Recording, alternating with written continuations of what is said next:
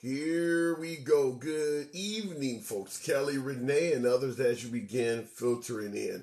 You can see what's on the monitor behind yours truly. The question this evening is going to be, do American voters care about unity? Is that something that we even concern ourselves with in 2022 as we approach the midterms? Is that something we concern ourselves with at all anymore? Or have we just simply abandoned any idea of unity and retreated to our camp of political origin? Meaning that as long as it is in favor of the party we desire, we could give a damn about whether it's unifying or not. So we're going to tackle that right away. But as usual, we always have to play a clip. So we'll go with that, and then we'll keep the program moving as folks continue coming in. Feel free to tap the screen, get your boy to 5,000 likes. Make no mistake about it, you know who I want to talk to. This is a MAGA-friendly page, despite the name. Tap the screen.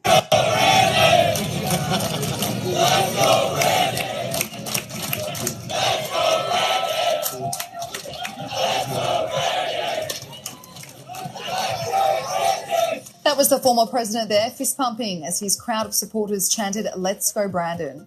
Donald Trump attended a Saudi-funded golf tournament over the weekend in New Jersey. He was joined by Fox News host Tucker Carlson, Republican. Now, obviously, I'm asking a question about unity because of things like that. Now, I understand there were plenty of folks on the left that also had all sorts of critical slogans and things like that about President Trump. So it's not like President Trump was not attacked and abused as well. We're not going to pretend like Trump is bad, liberals are good. Despite my name, I make it clear on this program, my attempt is always to call a spade, no matter who the hell is dealing the cards. So we're not going to do that here. There were plenty of intolerant individuals in regards to President Trump. However, the difference we're mentioning here, and the reason we're bringing this up, is because when you look at the folks who spoke ill of President Trump, who disrespected number 45, it generally were citizens, other voters, other constituents. Perhaps Maxine Waters out west in California had a few choice words for President Trump, but for the most part, it was regular citizens. As you've seen in the video I just played, this is the president himself cheering on folks yelling or chanting, "Let's go, Brandon." Let's go, Brandon.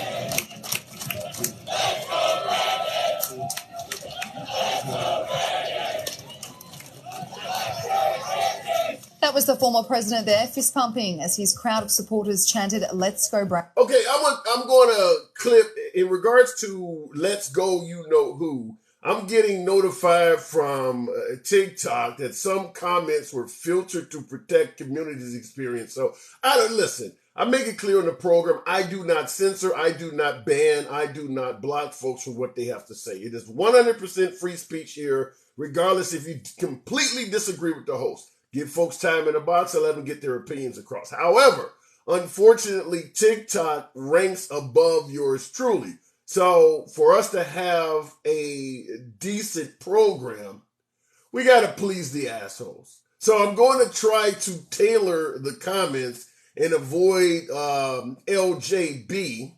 Obviously, you know what those acronyms mean. Let's go, you know what. So I'm going to try to tailor it so that TikTok doesn't get mad at us. However, if it was left up to yours truly, I will let you say whatever the hell you wanted to say. All right, going back into the comments, if Sons of Liberty, they've been filtering shit all day. It's something new. It's because the election is probably coming up, Sons of Liberty. I'm assuming that's what it is. But yours truly, I will tell you this. One of the reasons people always ask me, why the hell would a liberal prefer talking to MAGA?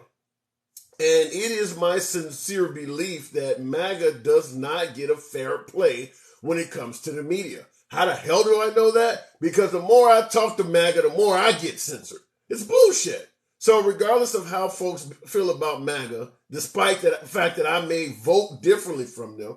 I like MAGA, so fuck them. So that is why I like to talk to folks on the other side of the aisle. We have civil dialogue. We exchange comments back and forth, and we get it done. I enjoy talking to MAGA. By the way, I asked for 5,000 likes. All these patriots in here, you can't tap the damn screen. It's good content, folks. Bring me more MAGA to the room.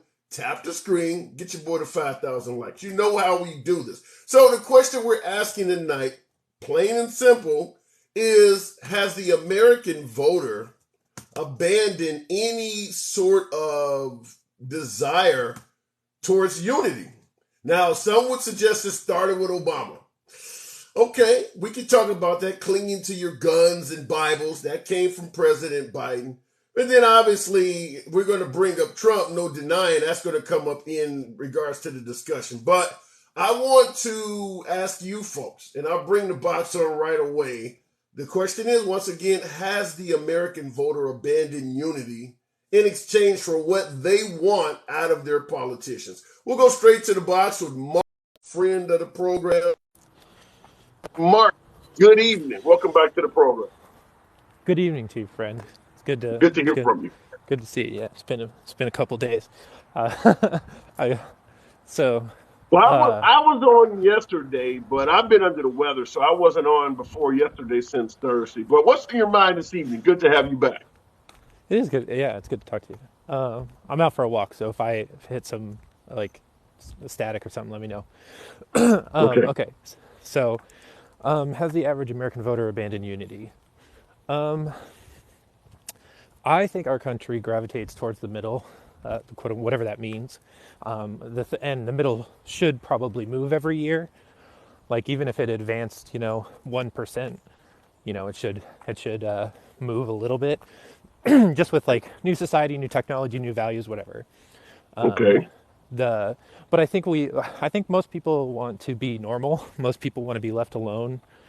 I know I have like a big like mind your own business. Like if there was a party that was just like mind your own business, that would be super successful. Libertarians. That would probably be the libertarians. Yes, but libertarians have an age of consent problem. I gotta ask you. I want to ask you to elaborate on that, but I think I know where you're going already. I've never heard that before. No, yeah, libertarians have an age of consent problem and a borders problem, because if you are like a sovereign being and you have more rights over than like even the state, one, they're predisposed a little bit towards violence. Gun ownership is great. I have a gun, but violence is not. So you're talking more along the lines of anarchy. No. Just like, well, one, libertarians it's a right-wing ideology. It's more mild, and it is towards personal freedom. But most libertarians that I speak to mostly want to call themselves, so they don't have to call themselves Republicans. They say that they're libertarian, but they're Donald Trump voters. Well, yeah, but you got to understand, libertarians would support someone like Ron Paul or a candidate if they had one there. But at the end of the day, like you said, because they tend to lean more right on, small government, protecting of the Second Amendment, they vote for the closest candidate to their liking, and that generally is a Republican. That makes sense, don't it? Well, no, because libertarians, again, if you were advance personal freedom over the state, then you don't believe in borders, and you would be pro-choice. And so those are the two major policies. So good point. Okay. Yes. All right. I'll concede the hell out of that one. Good point. Okay. Real quick in the comments. Hang on, I'll let you continue. But real quick in the comments, Lisa M. Quadruple 6 said, I'm a Hispanic and a conservative. No one wants to talk about us in the biggest shift, but that's okay. There are plenty of folks who talk about Cubanos, Venezuelans, and things like that, particularly in Florida, that are Hispanic and vote conservative. It comes up, and I will tell you, Lisa, the fact that Ron DeSantis just recently exploited a lot of Venezuelans, which are one of the few Hispanic groups that actually vote for Republicans, may not look good. But Mark Tam, go ahead. And just to close out to literally close the book on libertarians, because I really don't like that ideology because of the hypocrisy I sort of just described. Like Donald Trump is a populist, and so that is a majority whim sort of ideology. It's why he's kind of like, what's the Candace Taylor? She was a Georgia candidate for governor, the side of her bus said, "Jesus, guns, babies." That was her platform. Yes, You know what I'm talking about? Okay, cool. All right, so boom, yes, slam I've seen the bus. libertarian door. I've Yeah, seen the bus. yeah, forget that. Okay, so I actually like that comment because, like, the conservative bend of the Hispanic Party, and then like, I hope you don't mind me saying this, but I see a lot of like conservatism in the ranks of like older black men coming out, and Okay, so okay. our neighbor is a retired police chief or retired police officer. He flies his flag upside down, and is like pretty Wow, loudly, in yeah, distress. and pretty loudly conservative. You know, he has the like fake dogs in his window and the "smile you're on camera" door Yeah. camera Well, sign. when you think about the issues that Black African American Democrats are pushing for, it would make sense that Right, some older African Americans can right, see more value in the Republican Party yeah. because what do we cry out about racism when Heavy you're church 50 community. plus? Yeah, yeah, Yeah, when you're 50 plus, like I can tell yeah. you my own personal story by me being just turning 50. I'm not worried about the police messing with me as much. They generally go after military age young males. So when you get to be 50, some of the core issues that Democrats worry about, you're not going to be worried about pro-choice and pro-life issues at 50. So the things that you worry about are going to be more your 401k, retirement plans, and things like that. And yeah, the Republican Party might start to look more desirable to some degree because the core issues of the Democrat Party, you're no longer worried about them as much. Right, exactly. You feel like you worked hard, you had a pretty good life. You know, lot there. I mean, one the thing that if I like it about the Democratic Party or the left more broadly is that it is a big tent. Like the fact that they're like older, more conservative, black, pro-life, church-going Democrats. Like, boom, that is great, and it should be that way. Like, I like having to deal with broad spectrums of like privileged white, like Antifa, Oregon, like jackasses with skateboards, and the person I just described, which is like an 80-year-old So you favor you church-going so you elderly favor black man. Antifa? No, I don't favor that. I favor that both Oh, of those people are under the banner of blue. Like, that is a wide spectrum as opposed to yeah. just like rural, poor whites and billionaires. Yeah. Well, I don't get how a lot of folks try to round up Antifa as being liberal. I would say that they are their own entity. I don't consider Antifa as liberals. No, no, no. That's why I was trying to like really broadly stretch it Yeah, to fully left. You know, like, fair enough.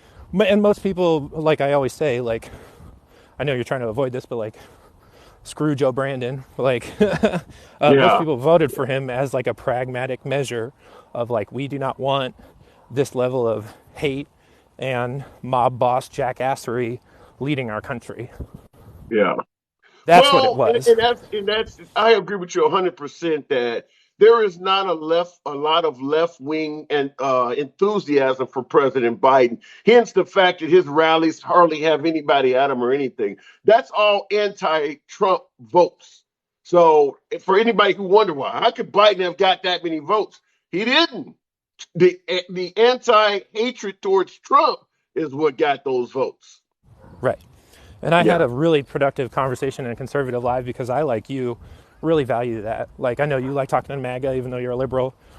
I like talking to whoever I can, you know, like the crazy far right people, like as a leftist, you know, because the first thing I say is like, if you go far left enough, you get your guns back. And then I say, fuck Joe Biden. And they're like, oh, I can talk to this guy. And then I'm like, let me tell you about universal health care. But wait a And minute, so, if you go far left enough, you get your guns back. Give me an example of that. I never heard that. so I have a shotgun. And I always say, if someone comes into my house, you get two warnings. You get the rack of the shotgun, and then you get the second one. Shout out to Joe Biden. Shout out to Joe Biden.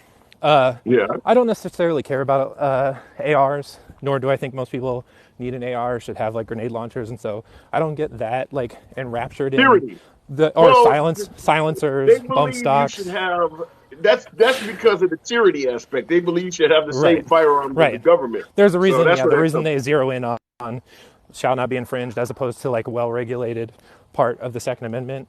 Yeah. But anyway, but if I did oppose it, which I, for the most part, I would, unless you like hit me with something really good, is because any kind of policy that's implemented by police is going to disproportionately affect people of color.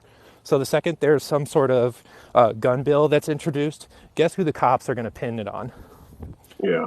Guess who's Well, going to what get pulled about over the for it? notion that, what about the counterpoint that it's not meant to affect people of color, but folks who are on the lower end of the socioeconomic scale? So just poor people in general. Right, and I do notice that, like, again, like poor rural, mostly rural whites are the people who bitch the most about white privilege because they don't feel like they've ever had it. Right, that is the problem, and that is why they are Trump voters, is because they're like, fuck this bullshit, affirmative action. I didn't go to college. I had a shitty life, and so there's no such thing as white privilege. Right, that's Yeah. essentially their ethos. So Yep. so I get that, and yes, it gets worse as you get to poor people, but we cannot fight the class war until there is solidarity among the proletariat, which means the working class. And if you work for somebody, guess what? You're working class. And the wealth disparity in this country is absolutely fucking insane, and it gets more insane every year. The only reason Elon Musk is rich is because he has government subsidies. So you are paying for this man's wealth. And I mean, I'm not I'm not like, tax the people who can afford it, right? That's why, even though I can say, screw that doddering old racist who can't remember that the senator is dead and says, "Where's Jackie?" in a live press conference today. Like, I don't want this I dude to didn't be see president. that. I don't want this dude to be president any more than you guys do, MAGA. You hear me? I would not have picked Joe Biden.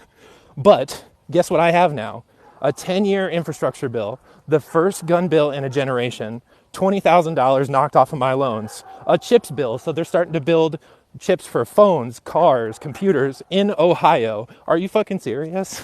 The No. American Rescue Plan, a child tax credit that only because of Joe Manchin and Kristen Sinema did not get extended. Only because of their stupid fucking thumbs down on $15 minimum wage do we not have it. So no, the problem is not Joe Biden. So I got to move it on, but before I let you go, give me a letter grade you would give President Biden. A, B, C, D, or F. What letter grade so far would you give the president? I gave him a D when he walked into office. If BBB How had could you give passed, him, wait a minute. How could you give a man a D, as in David, before he's done anything? mostly the corn pop story, and if you don't vote for me, you ain't black. How about that? Okay. All right, let's go to 2022. Right now, what would you give him? If the full BBB had passed, he would have an A plus for me. I love the Wow. idea of free community college for 2 years because I feel like we owe every kid who has been in K-12 education for the last 2 years of their life back. We owe those But kids trade school. you They give him an lost their A, you senior give him, prom. They lost their senior prom. They lost their junior year of high school. They lost their first year of kindergarten with a teacher teaching them reading and doing like read alouds in front of them all day. Like, we owe the children who are in the K-12 education system 2 years of investment. And so fuck Joe Manchin for I that don't, bullshit. yeah. And Yeah, I one don't other disagree thing, with that. yeah. But you give him an A plus with this economy? No. If BBB had passed, if the original BBB had passed, and other than it would have been the extended child tax credit, which lifted 40% of families out of poverty. Joe Manchin also cut that off. And the other thing that was lost is the Climate Change Corps. And so if anyone is familiar with the Peace Corps, the Climate Change Corps would have been like Okay. a commitment where kids, recent Okay, undergrad. wait. Go 13 ahead. dead in Afghanistan. What about that? Yeah, he ended a 20-year war. I'm sorry, shit went sideways. What do you think the enemy is going to do when they're going to hit you at your most vulnerable time? That has nothing to do with Joe Biden. You don't think they could have evacuated in a way that would have been preventable? And what about the equipment being left behind? Fuck the equipment. The equipment is in disrepair, and they know that.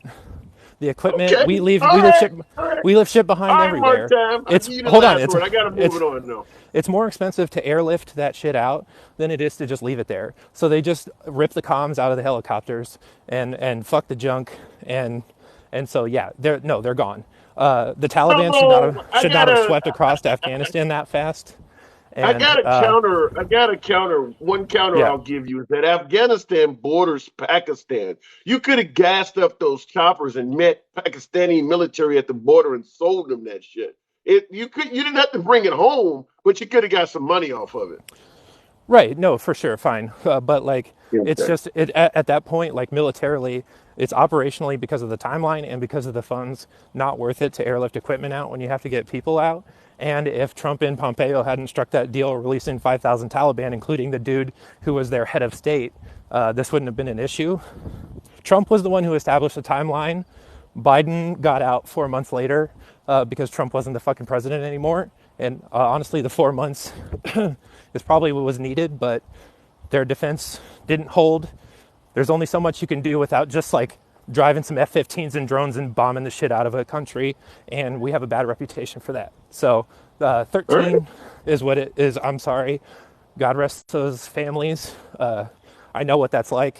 My brother fought in 2 wars before he turned 20, but these are just Republican talking points because they hate the guy. All right. All right, Mark Tab. Come on back through. You know how we do it, man. Good talk. Have a good night, man. That was a lot, but that was thanks. Oh, you're all good. Anytime. Like I said, we don't have to agree. Sometimes we do, sometimes we don't, but you're always entitled to your opinion.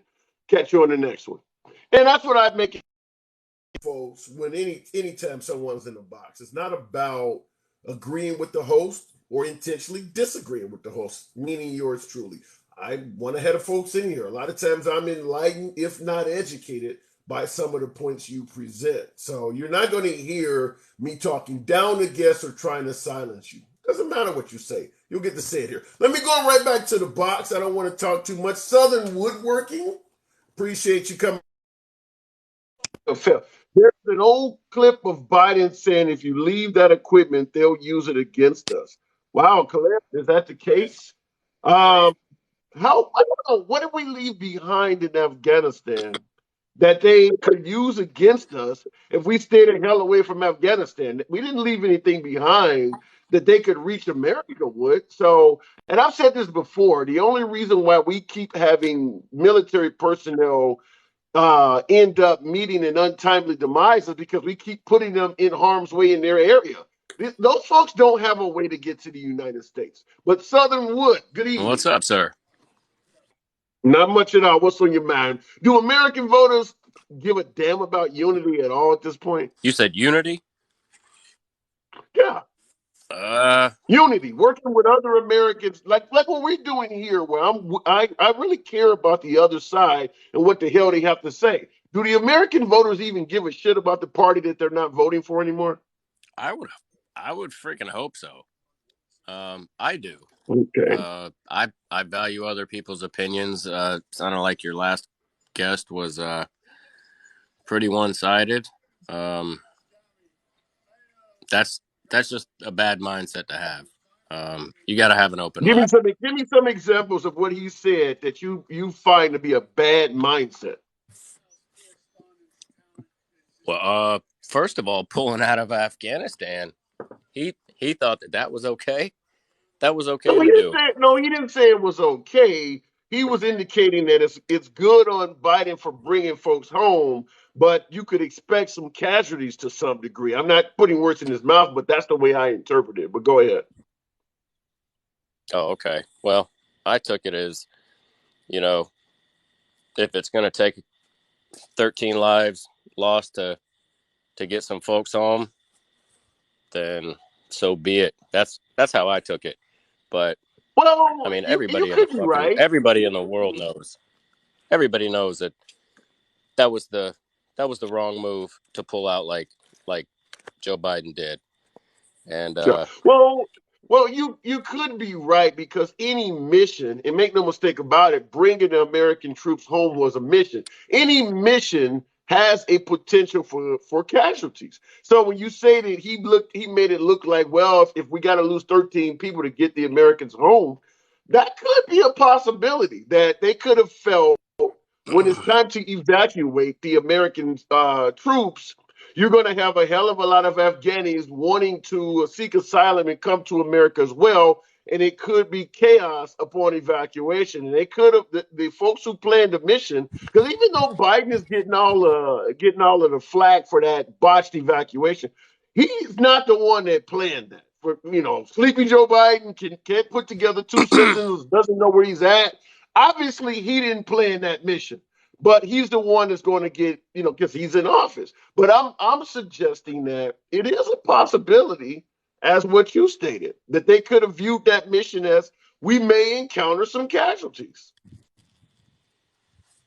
Yeah. Well, regardless of whether he is making decisions or not, I don't think any American thinks that he's actually making any decisions. He's just putting his signature on shit, because that dude is he's lost his mind. He doesn't know what the fuck he's doing anymore. Well, you think that giving folks $10,000 off of tuition, you don't think that's his decision at all? I mean, maybe that's something that he ran on. I guarantee you that dude didn't put pen to paper and write anything. What do you mean? You suggesting that he's illiterate or he's incapable of writing at this point? He's incapable of talking. So yeah, he's probably incapable of writing. Did you not see the speech with the red background, the two Marines, the ultra MAGA, the very divisive speech? Did you not catch that? I didn't watch it live. I saw clips of it. I would encourage you to watch that, because you're suggesting that the guy is incapable of talking. He orated that speech pretty well, even though folks don't, particularly my MAGA folks, my beloved MAGA folks, don't agree with it, and you're entitled to that. He spoke that very clear, no stuttering. He didn't mince words on that. So when you say you can't speak, I would implore you to watch that speech. He must have had a good 20-hour nap. You drive a hard bargain, man. But I would tell you to watch the speech, though, because he was speaking perfectly well. That was about a 40-minute speech or something like that. All the stutters, and I mean, can't blame a man for stuttering, but I mean, it's beyond a stuttering problem. It's more of a dementia problem, from what I see. Yeah, but are we giving him are we judging him on a higher plane than, say, President Trump? I mean, you didn't see any issues with Trump? As far as stuttering and not knowing what the fuck he's talking about? Not his stuttering. Well, obviously, bigly is not a word, but in regards to his tweets, did you see all the grammatical errors, the ridiculous amount of capitalization and the punctuation errors in it? I mean, you would have to assume that the guy did not take an English class. Have you paid attention to any of his tweets? Well, he's actually writing his own tweets, so gotta give him credit for that. Written. You would have to assume. I agree with you. You would have to assume that he's writing those tweets. If you're paying somebody to write that grammatically screwed up shit, you need to fire him. Yeah, I would agree with you. He's writing them too. Yeah. Yeah. You don't pay somebody to type that badly for you. I mean, I can't blame a guy for not being grammatically correct all the time. I mean, shit, just because he's president doesn't mean he was an English scholar. Well, Southern, I agree with you. I agree with your point of you can't blame a person for making some grammatical errors. However, you can blame him for not proofreading what he's tweeting out to the public. I mean, he's at the pinnacle of success. He signed 1 million contracts in his life. He has to know the value or the adverse effect by putting his name on something that's not spelled right. Is he incompetent to the point where he can't fact check or better yet, make sure he's tweeting out stuff that's grammatically correct? I mean, if you scroll through Facebook, you'll see news media outlets doing the same shit. I mean, and they pay people to reread their stuff. Yeah, but they're not the president. If you open up a newspaper and every day it had the amount of grammatical errors, and go ahead. Like I said, if a president makes some grammatical errors, I don't have any problem with that. I mean, I do too. I'm a human being. Everybody makes mistakes, right? That much? But I mean, I don't even give me some examples. I don't know what you're referring to be Okay. honest with you. I'm just taking your Yeah. word for it. Yeah, that's a fair question. I suppose I could type in Trump's grammatical or misspelled tweets and probably get a laundry list. I can't point to any tweet specifically, but I can tell you there were literally dozens of them because I would read his tweets and they would come in. I mean, stuff is capitalized that shouldn't be. Things are punctuated where they have no business being punctuated. This should not be very difficult to find because it was done quite often. Right. Okay. But let's go. Let's talk about live speeches. Yeah. Who does a better job talking in general? I Trump. think in terms of clarity, there's no denying that Trump has more clarity in his statements. However, I mean, even though I can hear him 100% clear, if he says something like, I want a complete ban on all Muslims entering the country, there's no stuttering to that, but that's a horrible thing to say, or that COVID's going to be gone by April. He didn't stutter at all. It's clear as day, which I guess I would tell you I would prefer to have him say COVID's going to be gone by April and be able to defend him by saying, well, he don't know what the hell he's talking about. But when the guy is up there saying, I'm 100% saying it, I know everything I'm saying to be, factually the way I feel, and he's making these ridiculous statements, then I guess I got to hold him accountable for what he's saying. Right. I mean, obviously, COVID wasn't gone by April. Right. I mean, it Yeah. lasted, what was it, another year and a half, 2 years. Yeah. So, Right. I mean, yeah. Any idea why he would say that?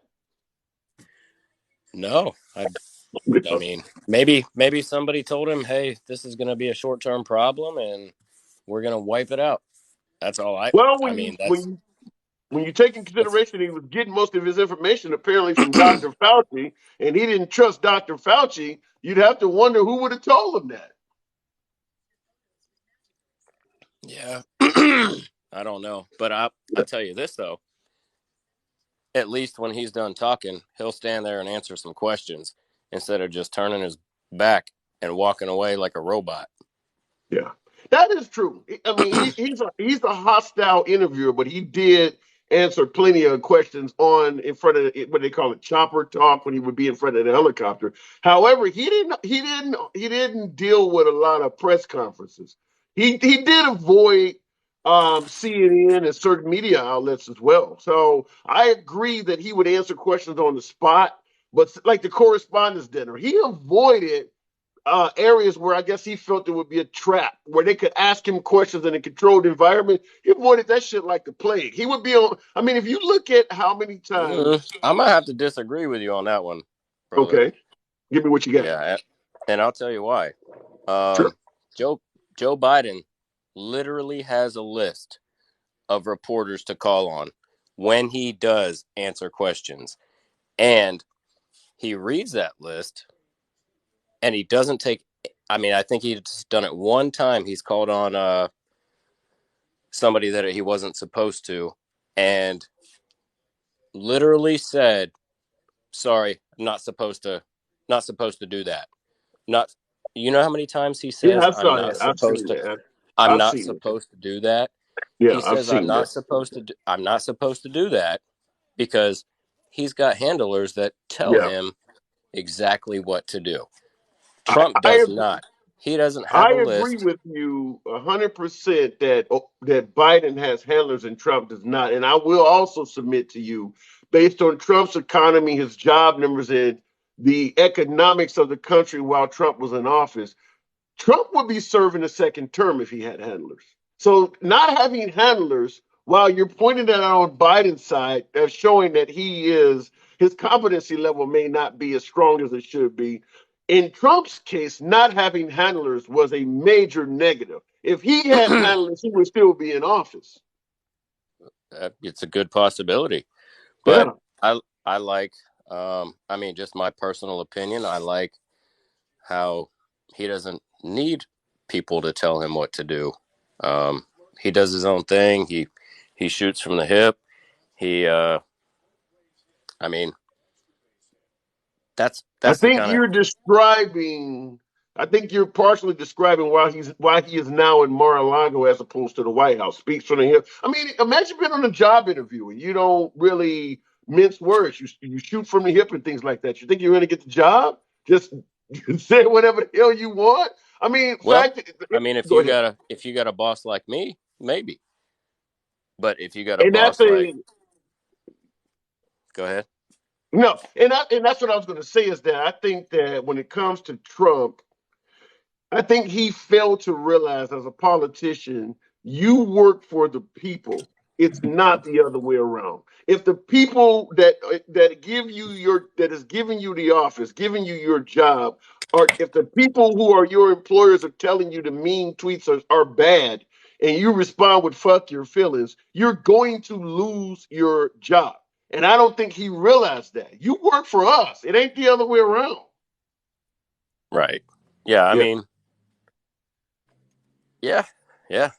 I get that. yeah, He's a businessman. He was not a career exactly. politician. So 100% agree. I mean, he did he doesn't know how to act as a politician, which I think a lot of people respect, because I mean, politicians, they're paid for. He's not paid for, and Okay. I hate that lobbying is legal, because you can buy politicians with money. Yeah. Yeah. And Well, Trump, as far as I know, he wasn't like that. I mean, maybe he was. Maybe he took some money from somebody. Or, I don't know, you know. But draining the swamp well, what was. about Stop the Steal? What about what he's being accused of? He collected 250 million. This is all alleged right now, but he allegedly raised 250 million dollars for the Stop the Steal campaign, which to this date has not produced any amount of evidence to a significant point of having the election overturned. And he's apparently kept the money and used it for other purposes. So you say he hasn't taken money. How do you feel about what they're alleging in that area? I mean, I don't know where that money went. Does anybody? You know it didn't go to Stop the Steal. I mean, maybe he invested in that 2000 Mules movie. I don't know. Yeah. I like the way you came back with that. I mean, that would be a good argument in court. He'd have to prove it, but that is an interesting way of presenting it. But listen, I gotta move it on softwood. I like the way you rolled that out there. All right, And I've brother. seen that Good. a half a dozen times, so they got some of my money, man. Appreciate you All coming right. through. Come on Take back care. anytime. All right, you too. Looking in the comments. 6 investigations. What did the I wanted to read that comment in TikTok, scrolled it up. And that was I like how you threw out that 2000 memes. That was good shit. 6 investigations led to a lot of legal fees. Oh, but he doesn't pay lawyers, pocketed anyway. And that's an interesting point, John Marshall in the comments. He does have a horrible reputation with not paying attorneys. I've never worked for the guy. I don't know a damn thing about any of his cases, so maybe it's not true. But there is a huge rumor orbiting around Trump that he doesn't pay his legal fees. And if I'm correct, both Michael Cohen and Rudolph Giuliani are also among the folks complaining that they didn't get paid by him. So that is a whole nother issue. Going back to the comments, or Betty at the box, modern colonizer. Modern colonizer, good evening and welcome back to the program. What's going on, man? Oh, not much, man. Just listening to some nonsense from some of your callers. I promise I won't be like Mark and pleasuring myself talking about my favorite politician. He was getting kind of out of breath there. I have never, and I really was happy to see Obama, first black guy, get elected, but I cannot imagine holding my meat to a politician and pleasuring myself. That is a very funny comment. But what's on your mind this evening, man?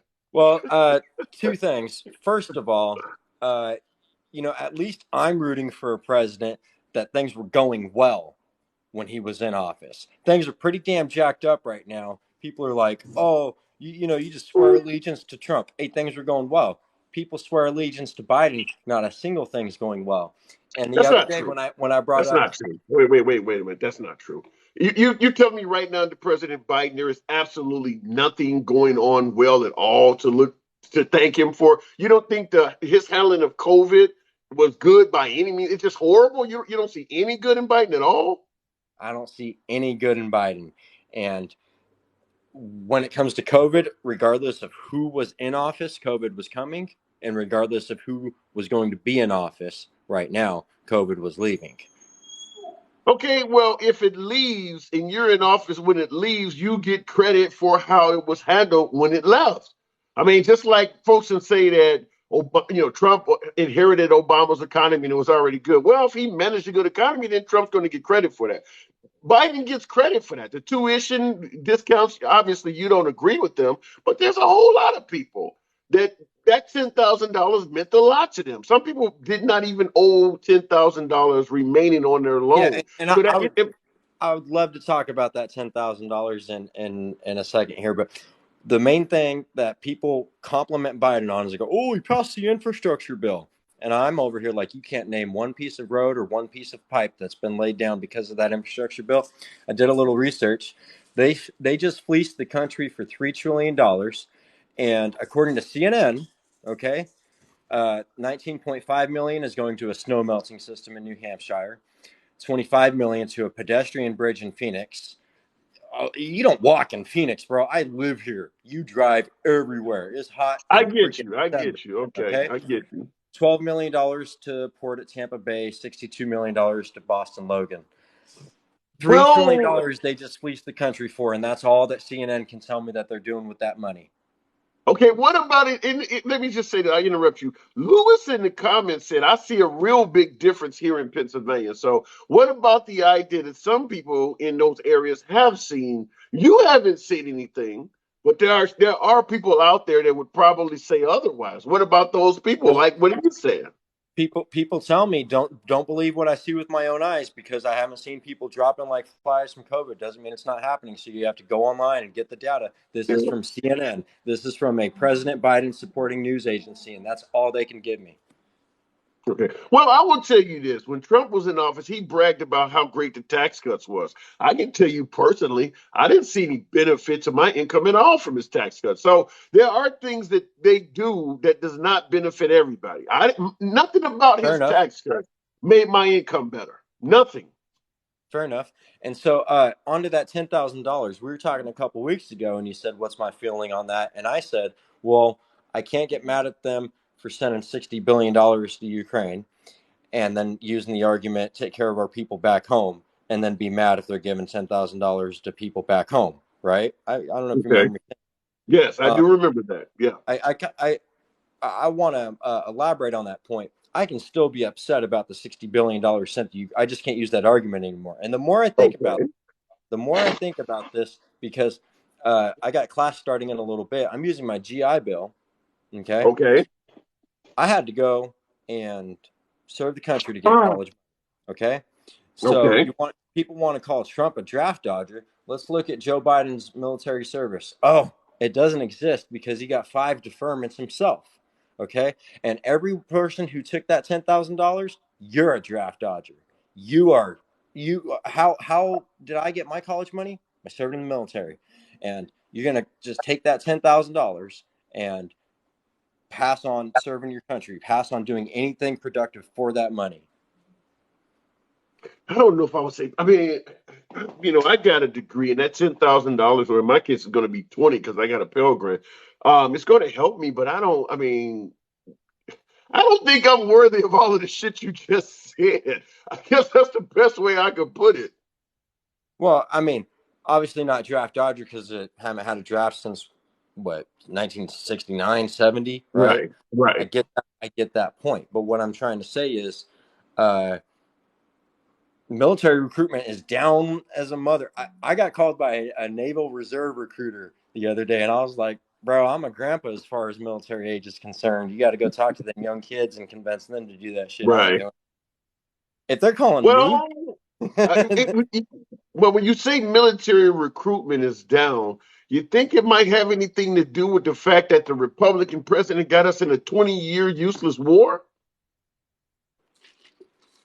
And let's talk about leaving Afghanistan. So, yes, nobody wants to go to war, right? We do it Yeah, because we have exhausted America's patience with getting involved in military conflicts that do not benefit us at all. right. And so here's what I can say, right? I think after we got bin Laden, it was time to start packing up. Okay. And that would have Yeah. been under Obama, and we would have held Obama as the guy who got bin Laden and got us out of Afghanistan. But we, for some reason, felt we could fix those problems over there. Listen, when I was in Iraq, I was only fixing problems that existed because I was there. You know what I mean? So there's a lot of problems we just flat out can't fix over there. But what I'll say about that exit from Afghanistan, yeah, we needed to leave. But the way we left Afghanistan, you know how many of my brothers and sisters died trying to win hearts and minds during General Petraeus' surge? Well, Now, Trump said next Petraeus time, is overrated. huh? Trump said General Petraeus is overrated. I don't care what Trump says about General Petraeus. I know I served under General Petraeus' command when I was in Iraq. Okay, Okay. and surge went relatively well. Okay, what I do know though is that winning hearts and minds was a tactic that worked under Petraeus, and so Okay. when we leave Afghanistan in that manner, then hey, fuck you, Carson, calling me simple. I'm trying to get a point across, and you're just a piece. Okay, Talk to me, the modern. I know next you're looking at the comments, but the next roll time with your boy. Go ahead. the next time we go into a country like that, and we will, probably a couple more times in my lifetime, the next group of people we try to win the hearts and minds, all they got to do is look at those Afghanis hanging from that damn transport plane and tell Yeah. us to keep. Now let me respond to that. I've said this before in my program, and I agree with what you just said 1,000% that America lacks credibility. However, I've said it in the phrase of God bless anybody who's dumb enough to trust the Americans, because during George H.W. Bush, Operation Desert Storm, we told the Iraqis to rise up against Saddam Hussein. And they took our advice. And then we left them hanging when George H.W. pulled out, which is why when George W. Bush went to Iraq, he was stating that Saddam is killing his own people. Yeah, because they listened to your damn dad, and your dad left them hanging. Same thing with the Ukrainians. You brought up the Ukraine. During the Clinton administration, Russia, the UK, and America told the Ukrainians that if they got rid of their Soviet era nukes, we would not attack them and we would look out for them.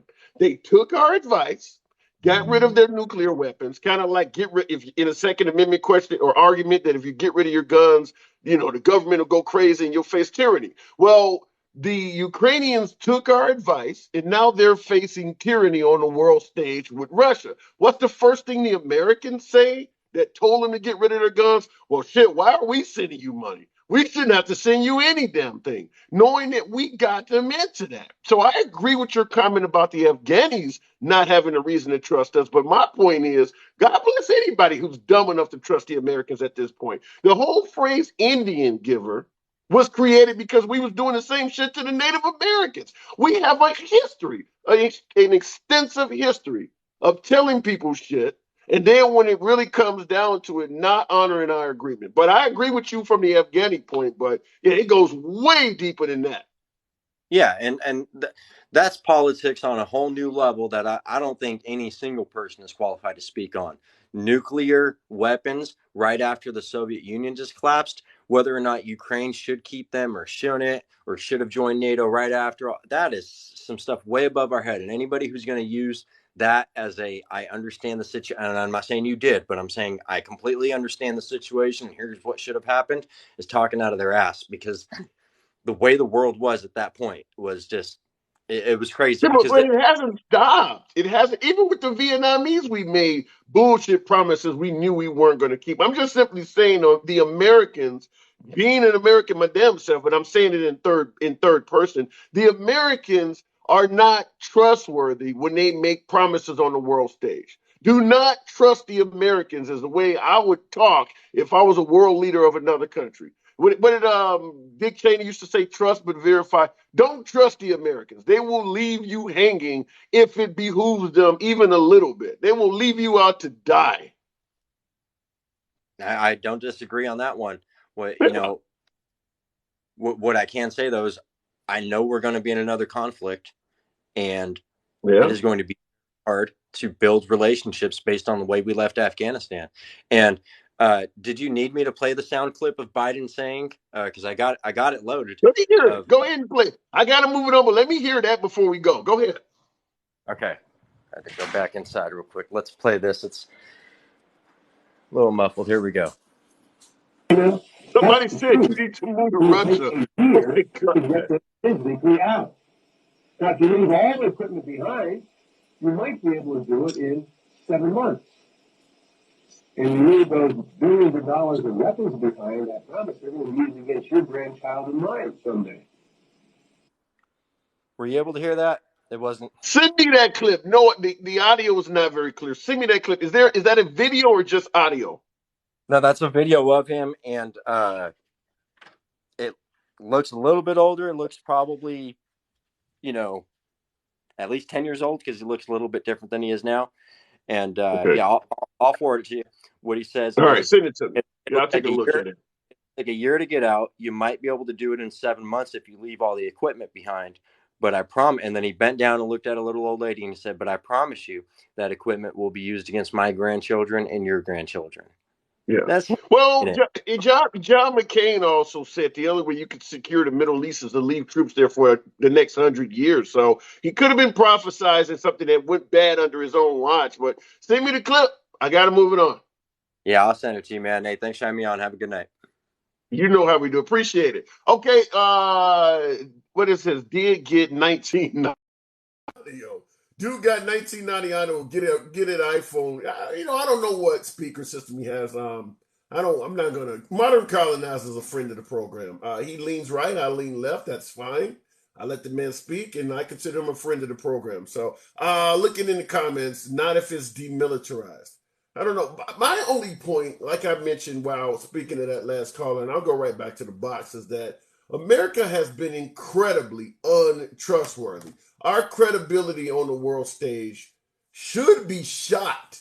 However, we have no problem finding sellouts, treasonous, and traitors in these countries to speak up on behalf of American goals.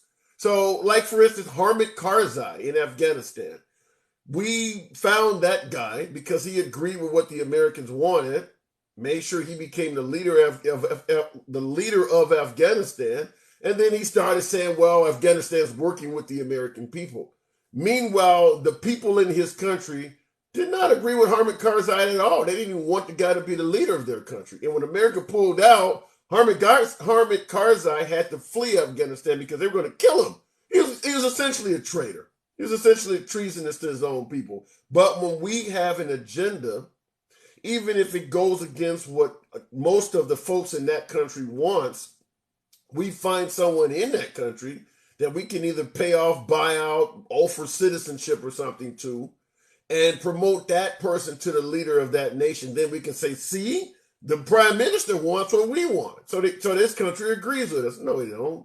This is a puppet you've put in office. We do that all the time. And if you pay attention to some of this shit, I'm sure many of you guys would agree with that. No different than what Russia is doing right now.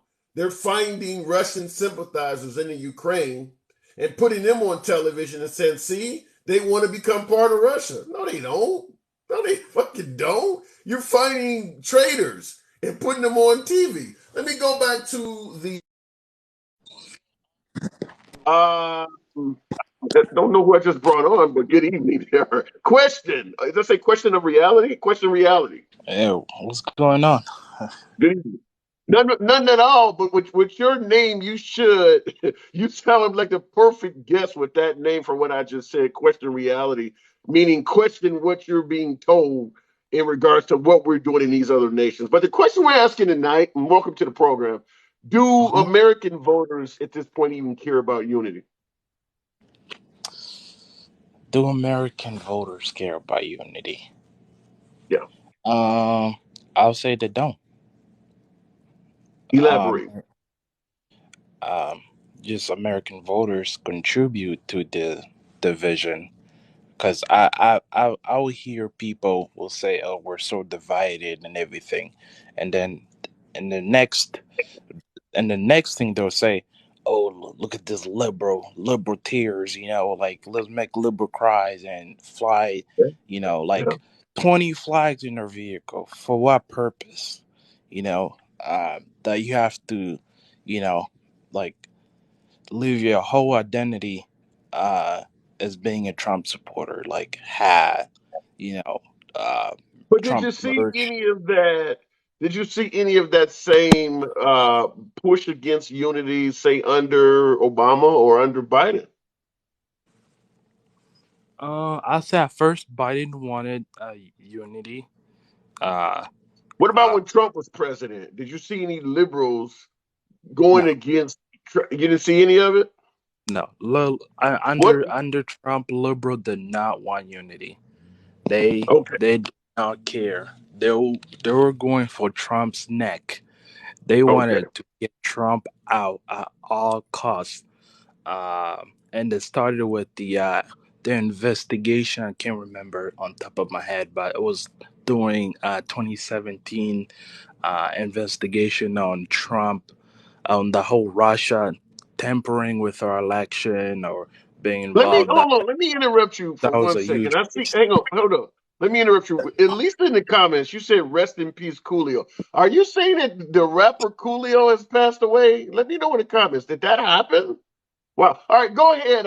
Question. So you're saying under President Trump. Wow. I see your comment, Elisa. You're saying that under President Trump. You threw me off with that Coolio. Okay, under President Trump, the liberals wanted him out of office. But Yeah, what about the way yeah, like Trump treated? What about the way Trump treated Obama, suggesting he was born somewhere else? Do you think that had anything to do with the way liberals were going after Trump when he got elected? I mean Trump going after Obama. Um, it's it's full Trump. That's what Trump does. I think he was doing it before he even became the president.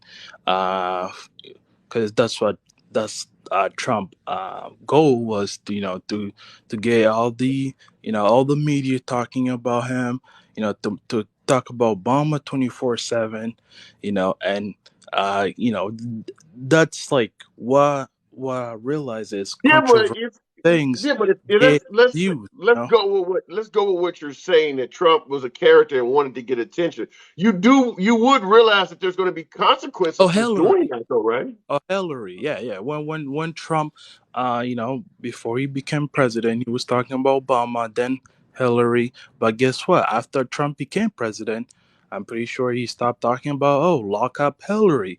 We're gonna investigate Obama being an American or not. I'm pretty sure he didn't, focus on that when he was doing his presidential You're time. saying that once Trump got elected, he Yeah, stopped talking about locking up Hillary Clinton? and trying to investigate for Obama, as an American or not. Yeah, that's I gotta tell you, question. That's patently false.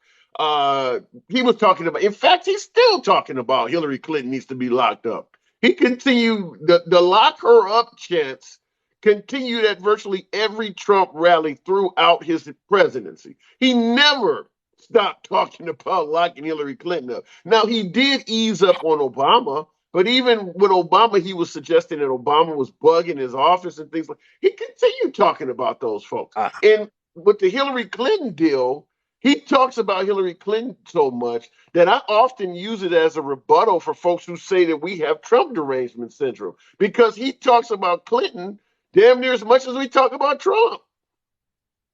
okay. Maybe I didn't hear about it, But I'll Okay. say he probably does during his rally because I've watched Trump's rally. They're pretty long. I'm not gonna waste, I don't have 2 or 3 hours wasting going on a political Okay. rally. But I've heard some of his rally. They're pretty long, and he says a lot of crazy things in his rally, right? Probably to get his base excited. The love Trump, because all does Trump is a big entertainer, and he will say a lot of crazy things during his rally.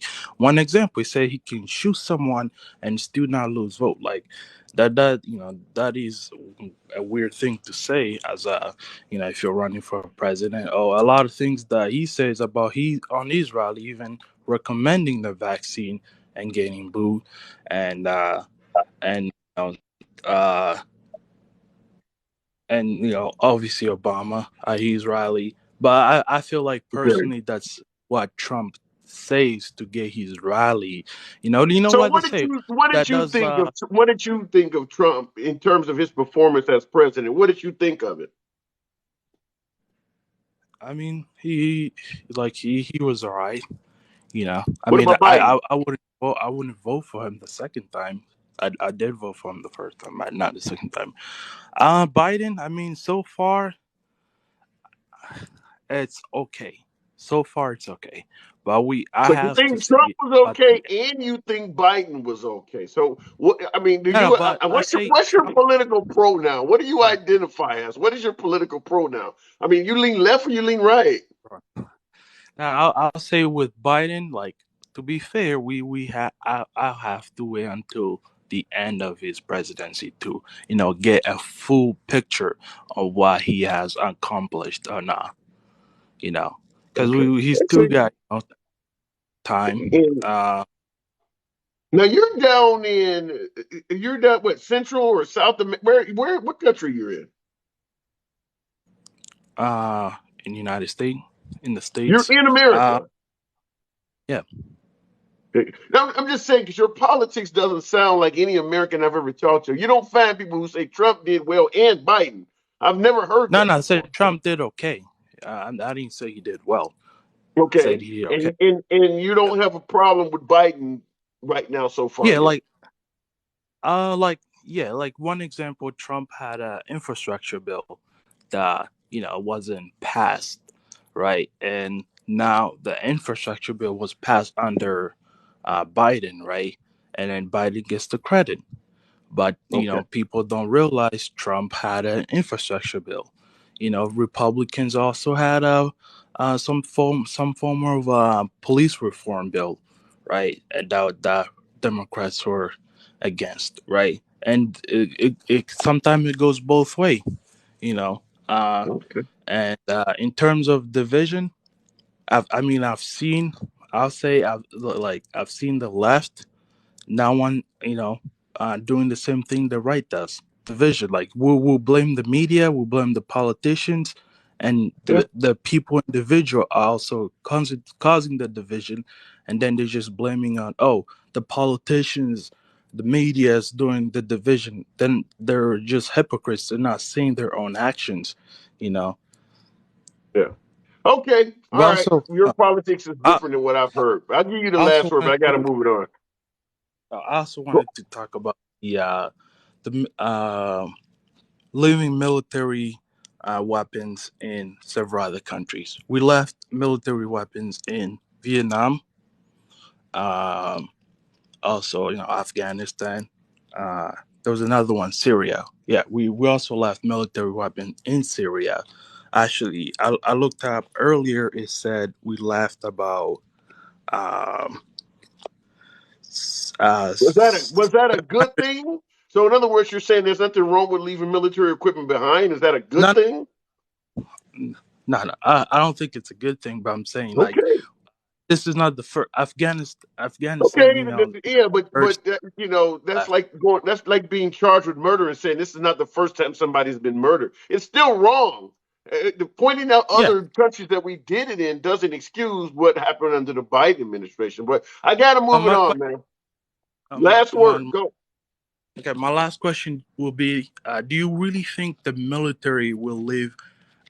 You know, weapons behind that could cause, like national threat.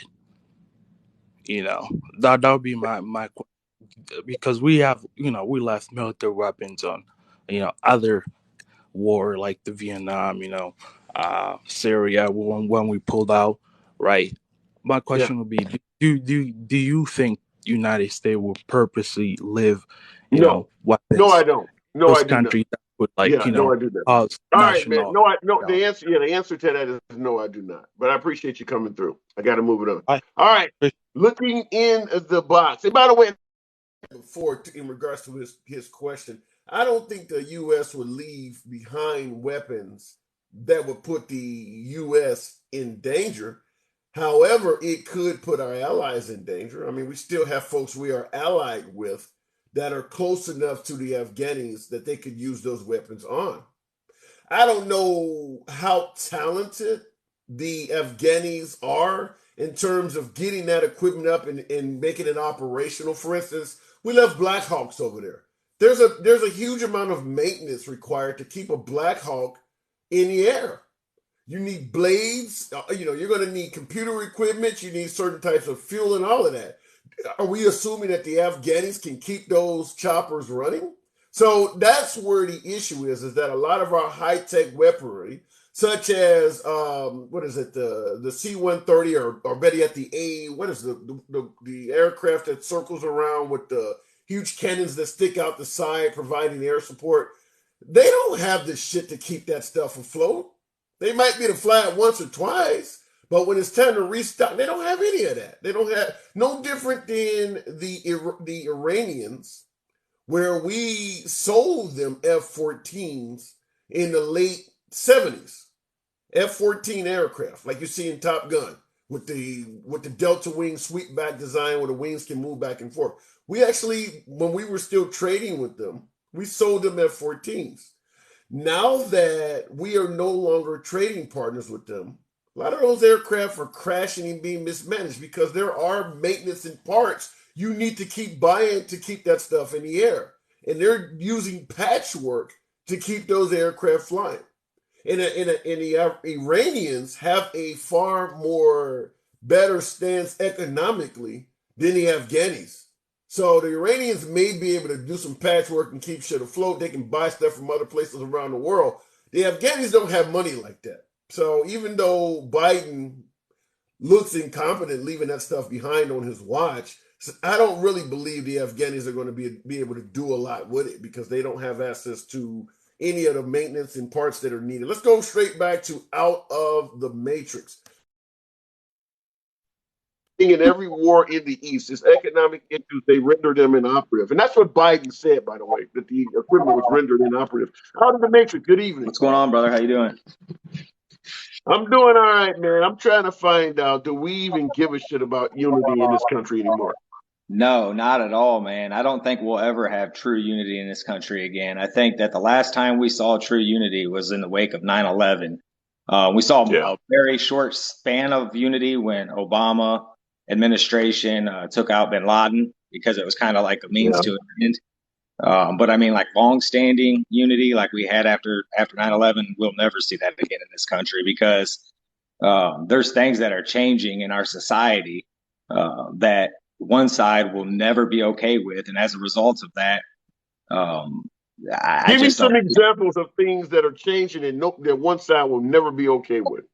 So the far left was very smart. They played the long game, right? They infiltrated colleges and universities, became professors. And by doing so, they put out the next generation of influential people, whether that be doctors, lawyers, teachers, policemen,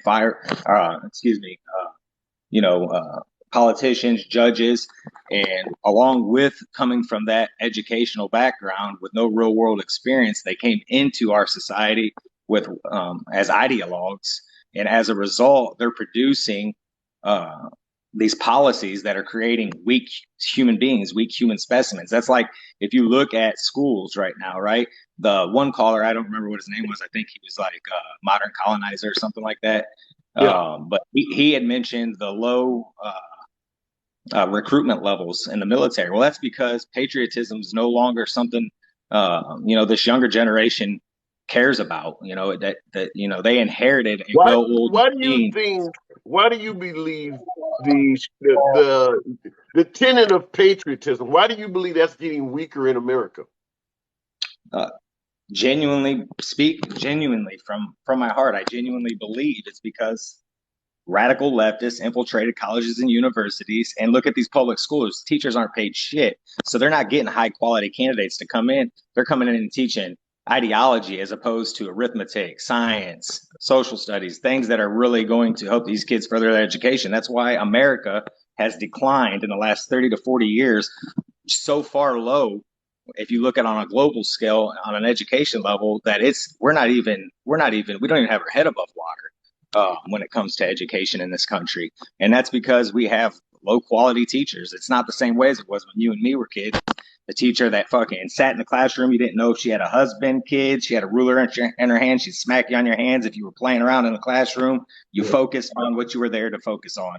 Now, So how do you I'm gonna give you one straight out of the comments. Double Up 777 stated he was a recruiter for 18 years, and patriotism was never a reason a person joined the military. How do you view that? I think that he's right to some degree, and that may be his experience. But at one point in time in our nation's history, patriotism had a lot to do with why people enlisted. I was raised by a Korean War veteran, and he instilled in me, deep seated in me, patriotism and how important it was, and what people before us fought and died for to give us. And one of the analogies my grandpa used to give me, because I had this dream, I wanted this fucking pickup truck when I got old enough to get a license, and my grandpa said, "Listen, I could go out and I could buy you a pickup truck. But what's going to happen is you're going to get it. You don't have no skin in the game. You didn't pay for it. Probably won't pay for the insurance. So when 3,000 miles goes by, you're not going to give a shit if you get an oil change or not. Or if the tires are bald, you're going to ride them till the wheels fall off. But if I make you buy that truck, you're going to make damn sure that every 3,000 miles that's got an oil change. And when those tires get bald, you're going to make sure that they get changed." And he said, it's a lot like this country. We inherited something that we didn't have no skin in the game for. And as a result, we don't appreciate that. And we're seeing that in this youngest generation. I gotta okay. Let me give you my spiel on it, and you can let me know if you disagree. And I invite civil discourse. You can tell me you tell me to go to hell if you think I'm wrong. I don't have a problem with that. But in my opinion, and I agree with you, patriotism is on the downfall in this country. However, my view on it is different than yours. I believe that education is what is leading to a lack of patriotism, meaning that a lot of folks in the college environment being taught what they consider now as the truth, realizing that they were told a lot of lies while they were being educated about the nature of this country and our background, are having a problem being patriotic towards it. They're starting to find out a lot of the stuff that they were taught, particularly about history, was based on American exceptionalism as opposed to reality. And it's pissing them off about the country. I believe that is why you don't have, like, for instance, if you look at the athletes taking the knee, for instance, that is about as unpatriotic as you can get. Why are they doing it? That's not because of left-wing college infiltration. That's because they believe the country is not treating them right. So I believe that has a lot to do with the lack of patriotism you're pointing out. Yeah, I would not disagree that I wouldn't say a lack of transparency. It's an omission. The curriculum focused on the good and didn't highlight any of the bad throughout history. Well, they lied though. Not only did not highlight the bad, in some cases they flat, like Christopher Columbus discovering America, or the Pilgrims sitting down with the Native Americans, and I mean some of the stuff was just an outright lie. Oh, I mean, I never got taught that in school. I never got taught that. I mean, I knew all about the Pilgrims poisoning the blankets with I believe the plague. I wasn't taught that. Yeah, I was taught that in school. I was born in '84, and I was taught that in school. There was plenty of things bad about our history. I'm not denying that. That to me is neither here nor there. What I'm pointing to is that there's not a single other place on earth quite like the United States. We truly are a melting pot.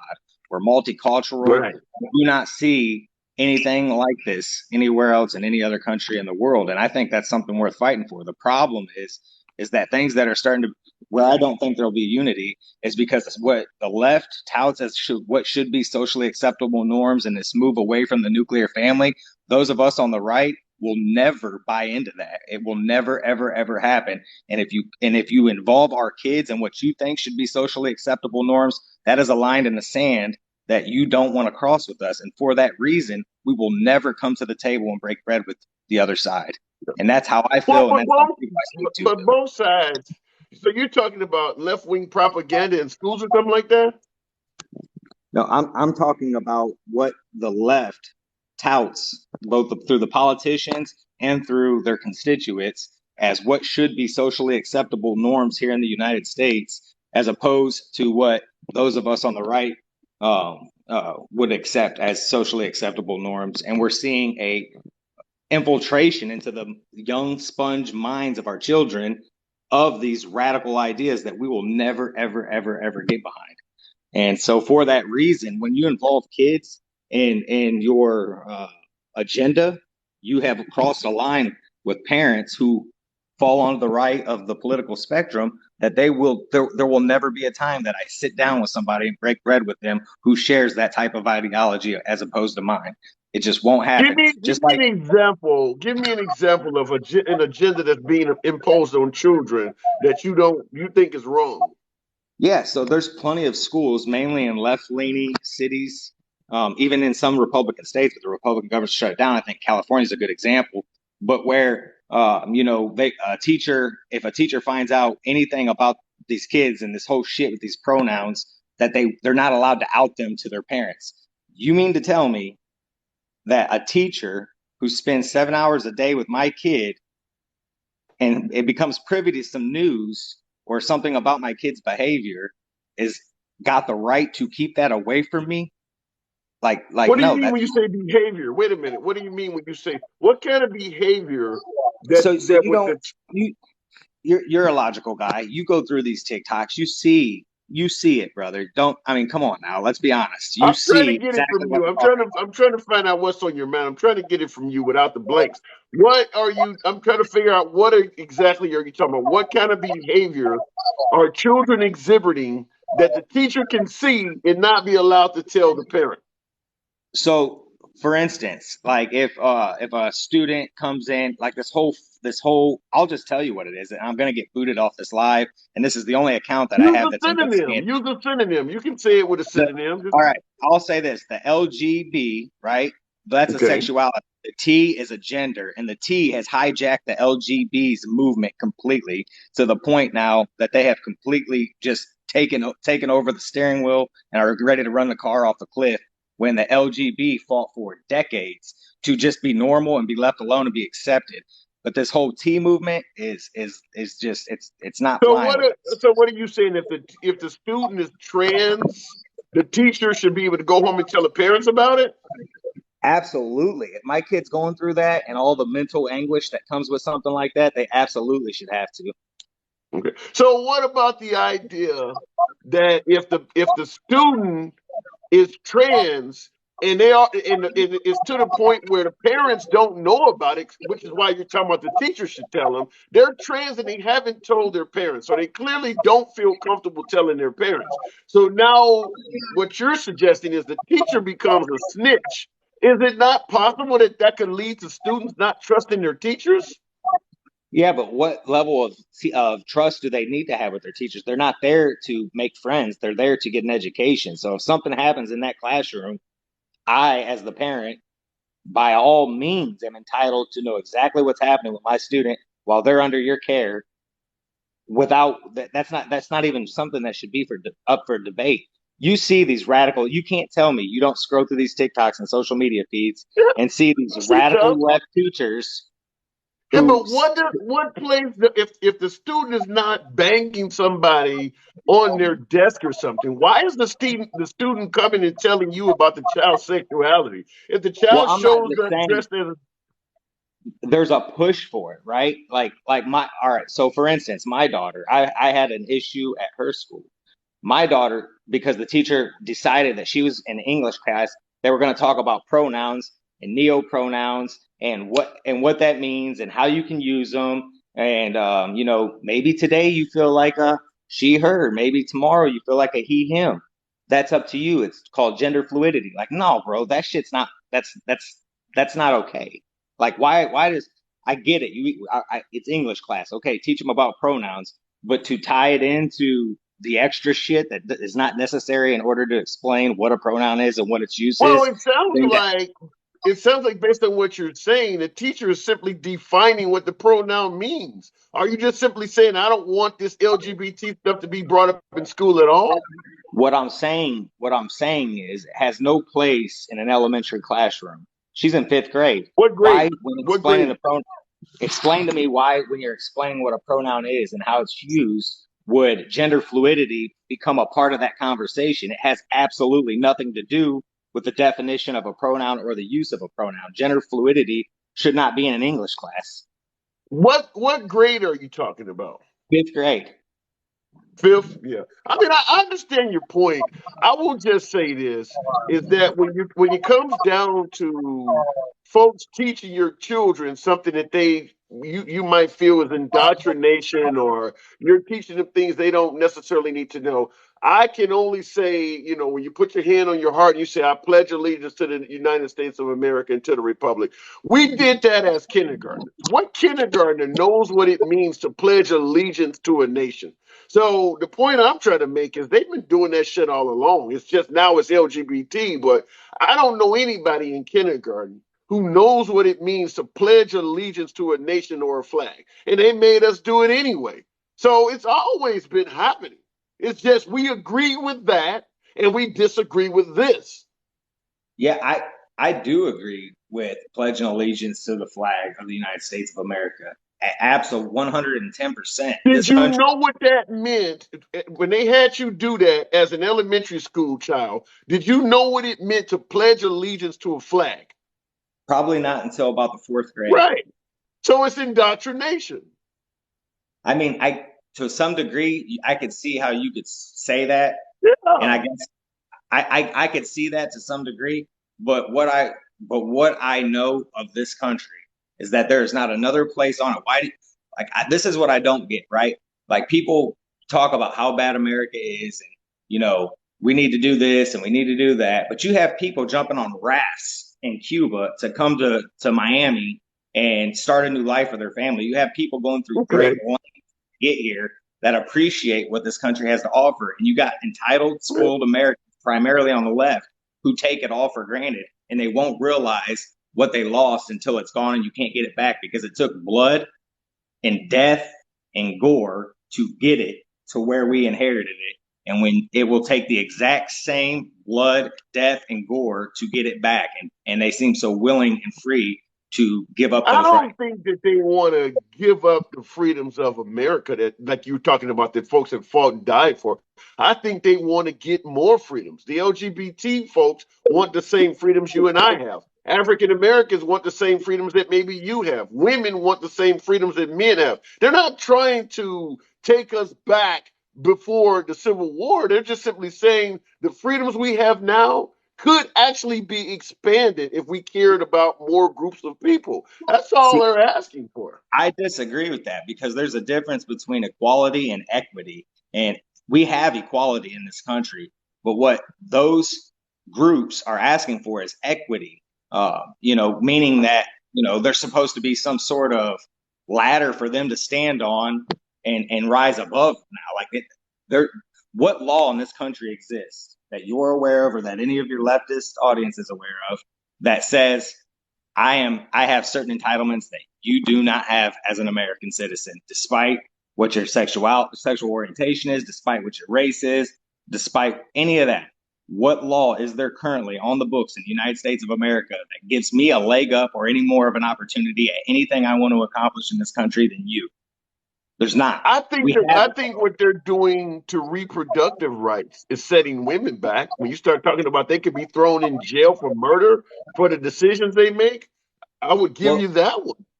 Well, no, because they kicked it back to the states, and Kansas is by far a red state. And look what they did when they got a chance to vote on it. The women showed up and still supported Republicans.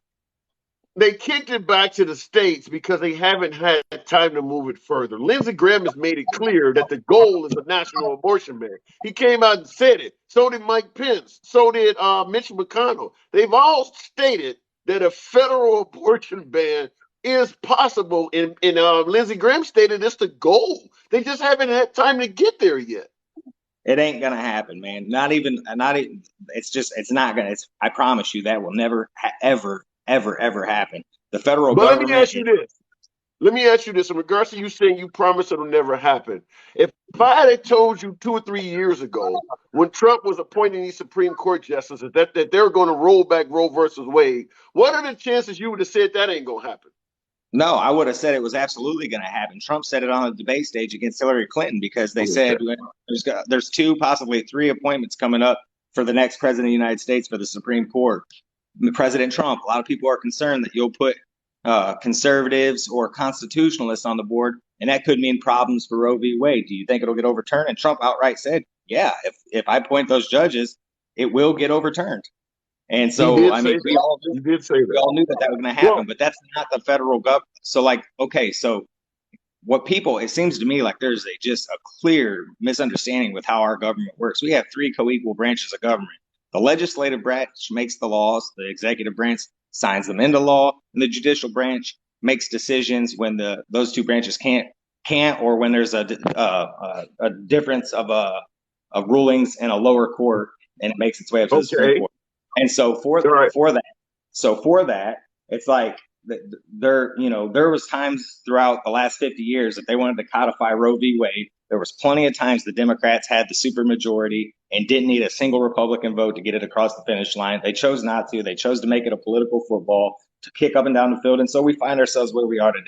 The reality is not much is going to change. It's going to get kicked back to the states. It's going to get on a ballot, and women of America will have a say in their reproductive rights at the state level. And they're not going to, and after what happened with Roe versus Wade, you're never going to convince them of that. And I'll tell you, you got to listen to what the Republicans are saying. In addition to what Lindsey Graham said about a federal abortion ban, you also got to listen to folks that are saying that you can take abortion and throw it back to the states because it was never protected by the Constitution, which instantly turns on the lights of the LGBT mind and folks who are involved in interracial marriages. Because if they're making it clear that if it's not in the Constitution, it can be rolled back on that same envelope, what's stopping them from rolling back LGBT marriages, or what's stopping them from rolling back interracial marriages? And then the Republicans say, well, we can promise you that's not going to happen. Nobody's going to believe that. Nobody's going to believe that. I guess Clarence Thomas and Jenny's going to have to get divorced then. I mean, it's not going to happen, man. We're way past that point in this country. That will never, ever, ever happen. That would be the one time you'd get unity out of the left and the right. That would be the one time. If they tried to do anything like that shits on the rights of the individual, I promise you that would be the one time that you'd see unity again in this country. That no one's going to tolerate that. I have biracial. Maybe you're right, but I'm gonna tell you at this point, once Lindsey Graham got up there and yelled out, "We want a federal abortion ban," and that was it. And I'm gonna tell you this: even if you're 100% correct, if the situation was reversed and AOC yelled out, "We want a national ban of some type," you guys will be saying the same thing. Lindsey Graham is a long-term senator with a lot of power in the House, and he said it out loud. So now the Republicans are trying to get us to dismiss something that their Republican senator clearly yelled out. He put his cards on the table. We can hear that. Thank you. We'll see what happens, because again, like I said, if they tried anything like that, I promise you'd have enough Republicans who, and I don't mean the representatives, I mean the constituents, that would lock arms with you guys on that one issue. I can guarantee you that it would not happen. We're not trying to go back to the 1950s in this country. Nobody's going to tolerate that. All right, fair enough. I gotta move it on. But in regards to your point about they would lock arms, let me see you Republicans vote out Lindsey Graham, and then I'll believe you. But with him yelling that out, if you vote him back in, I don't believe you, because he's already sworn what you were talking about. Yeah. I'm in South Carolina. I just unfortunately I'm not in his district. I'll be voting Well, in a different district. But yeah, I mean, I never too much cared for that guy anyway. I don't care for any of those long-term politicians on either side of the political aisle. Those fucking dinosaurs, creepy old Tales from the Crypt looking fucks, all need to get their walking papers. Every single last one of them. all But right. I Let's appreciate see you, what brother. happens. I'll let you get the next caller in here, man. Thanks for having me. Out of the matrix. Good talk. Out of Okay. And that's what I'm saying, folks. Even if what Out of the Matrix stated there, good talk, by the way, even if what he suggested is 100% true, one of their well respected long term politicians yelled out the opposite of what they're saying they want to do. Even if Lindsey Graham is wrong and that's not the intention, I contend to you that if this situation was reversed and a well-known Democratic senator yelled out exactly what the right was worried about, such as Beto yelling out, "You damn right we're going to take your guns," for instance. You think with Beto yelling out, "You damn right we're going to take your AR-15s," you could ever convince the Republicans that there is no move to take away guns after he yelled that out? No. So that works in reverse. Everybody heard what the man said. Everybody heard what Lindsey Graham said. Just like everybody heard what Beto O'Rourke said. The only difference is Beto O'Rourke is an aspiring politician and Lindsey Graham is a current one. But you gotta, this is what I mean when I say, folks, call a strike a strike no matter who the hell is up at bat. Don't call a pitch different when your guy is the one pitching the ball. Because Lindsey Graham yelled out something that is exactly very similar to what Beto O'Rourke yelled out. With the Republican Party defending the Second Amendment is a very strong, passionate issue that the right cares about. Same way the left cares about abortion. And Lindsey Graham made it clear that what the Republicans are telling you is not what he plans to do. So just like with Beto O'Rourke, it's really no different there. And like I said, when the chips are turned the other way, the Republicans will say the same shit we're saying. William Long, welcome to the program. Your mom should have, then you wouldn't be here. Ultra Magnum, friend of the program, said if my mom had aborted me, I would not be here. That is a fact. Wow. William Long, welcome to the program. Hello, how are you this evening? I am alive. I was not aborted, so I'm here. Talking to you, sir. You know, me too. I wasn't aborted either. And thank God for that. Hey, thank God for the pro-life moms in the house. What's on your mind this evening? Well, just the voters caring about unity. I think in the public and the news cycle eye, we are so divided. But when you go to common day, when you go to everyday life, we're more equal. We're more accommodating to each other than people think. Okay. Well, what about it? What about like what the last caller was talking about? In common life, we now have plenty of folks who represent the LGBT issues. You think we're all united on that? Hold on. What do you mean? Go into detail about that. Well, you said we're divided, but when it comes to everyday issues, we're more united. No, I just think every day. No, I'm sorry. Let me rephrase that. Everyday life, we're more united. The only time we're really divided is when it comes to political bullshit. Like every American wants to be able to put food on the table. They want to have a good life, no matter what their spouse partner is, male, woman, female, male. It doesn't matter. Like, we just want a good life for us, our family. We want to be able to pay for gas, pay for our food, and have a good life. That is the goal for all of us. Now, all of this Yeah, but bickering, and it's almost, go ahead. Wouldn't you also agree that if a woman is pregnant, which happens all the time in everyday life, she wants to be able to have a choice on what she does with her body? Wouldn't that also be in the same category as everyday life? It is. And, I'm a Republican. I mean, I usually vote that way. When it comes to abortions and all that, the woman, to me, I'm left on that. You do Really? What you have to do with your body, okay? That is not my opinion is I would not want an abortion. But that's just an opinion. I'm not going to force it on you or anybody else. I wouldn't do that because I I give it view the that same. baby is a life. Yeah, I view it the same way a lot of folks that defend the Second Amendment will state. If you don't want a gun, don't buy one. You don't believe in guns, don't buy one. You don't believe in abortion, don't have one. But when you Correct. start telling someone else you can't own a gun or you can't exercise pro-choice, now you're imposing your beliefs on someone else. And I agree with you on that. Don't tell me about a gun. I'm not going to tell you about a baby. I mean, it's your choice. Do I think it's wrong? I do. I mean, but there are a lot of people. I mean, I know people that smoke weed. I think it's wrong, but it's not, I'm not going to tell them how to live their life. I know people who drink. Think it's wrong, but I'm not going to tell you how to do how to rule your life. Like that's you.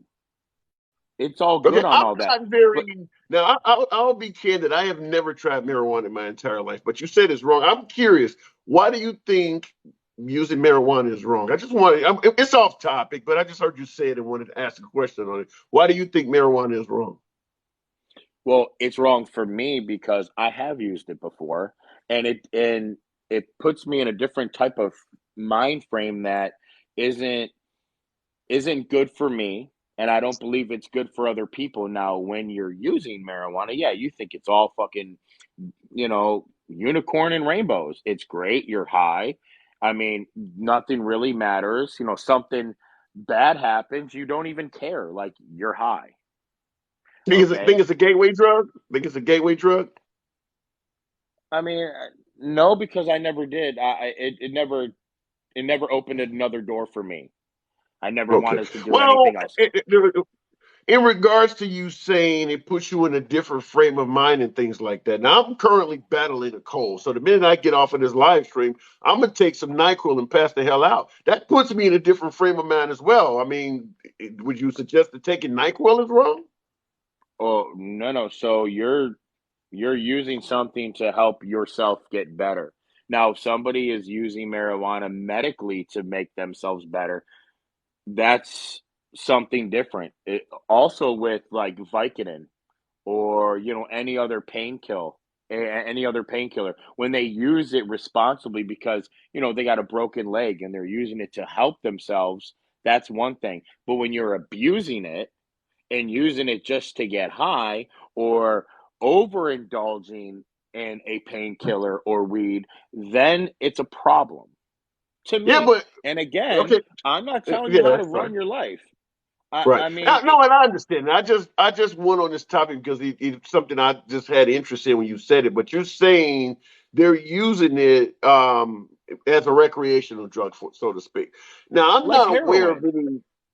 Well, yeah, but Heroin was used. heroin. Yeah, but heroin causes all sorts of serious health issues if you use it recreationally. Are you saying marijuana does the same thing?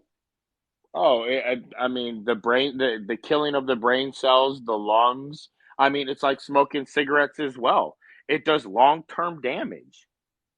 I mean, I've never flat heard out, the that body before. is not used to that. The body doesn't need marijuana like it needs water, like it needs vitamins. The body never needs marijuana, ever, to survive. So usually marijuana over time causes, you mentioned, like just like with cigarettes, causes lung damage and things like that. Absolutely. Alcohol, I just saw in the comments, alcohol is worse. Yeah, alcohol destroys your liver, destroys I've the never intestines. like I said earlier in our conversation, I've never tried marijuana, so I'm ignorant on this, but I've never heard, because you're putting it in the category of doing damage like cigarettes. I've never heard that marijuana does damages to the body like that. Oh, wow. Yeah, it definitely damages the lungs. It definitely damages, yeah. Most it kills brain cells. Now, is it less than alcohol? I've heard, I'm not a doctor, but yes, I've heard that marijuana is better for you than alcohol. Someone in the comments said Willie Nelson says you're lying. So does Snoop Dogg. I get it. I get it. That was funny. That was funny. Okay, let's It go is. back to unity. Let's go back to unity before we Yeah, both start let's sounding like we're please. high. Okay, we don't want to sound like we're high. So, so that Willie Nelson comment got me. But so Back to the unity. yeah, Yes. So why don't we I want believe. that? Why don't we want that? Yeah, why don't we care about it? Oh, I mean, I do care about that. I don't know who we is. You got a mouse in your pocket? Because we right here, I care about it. I'm sure, and I'm pretty positive that most Americans do. And I hate to say that the the news is weaponized, but it has been. I mean, there's so much division that's on your television. Everybody needs to just shut that thing the fuck off. You should Okay, smash it. well, You should. speaking of the news and television, I want to play this quick clip for you and see. We'll talk about it on the other side. Listen to this. All right.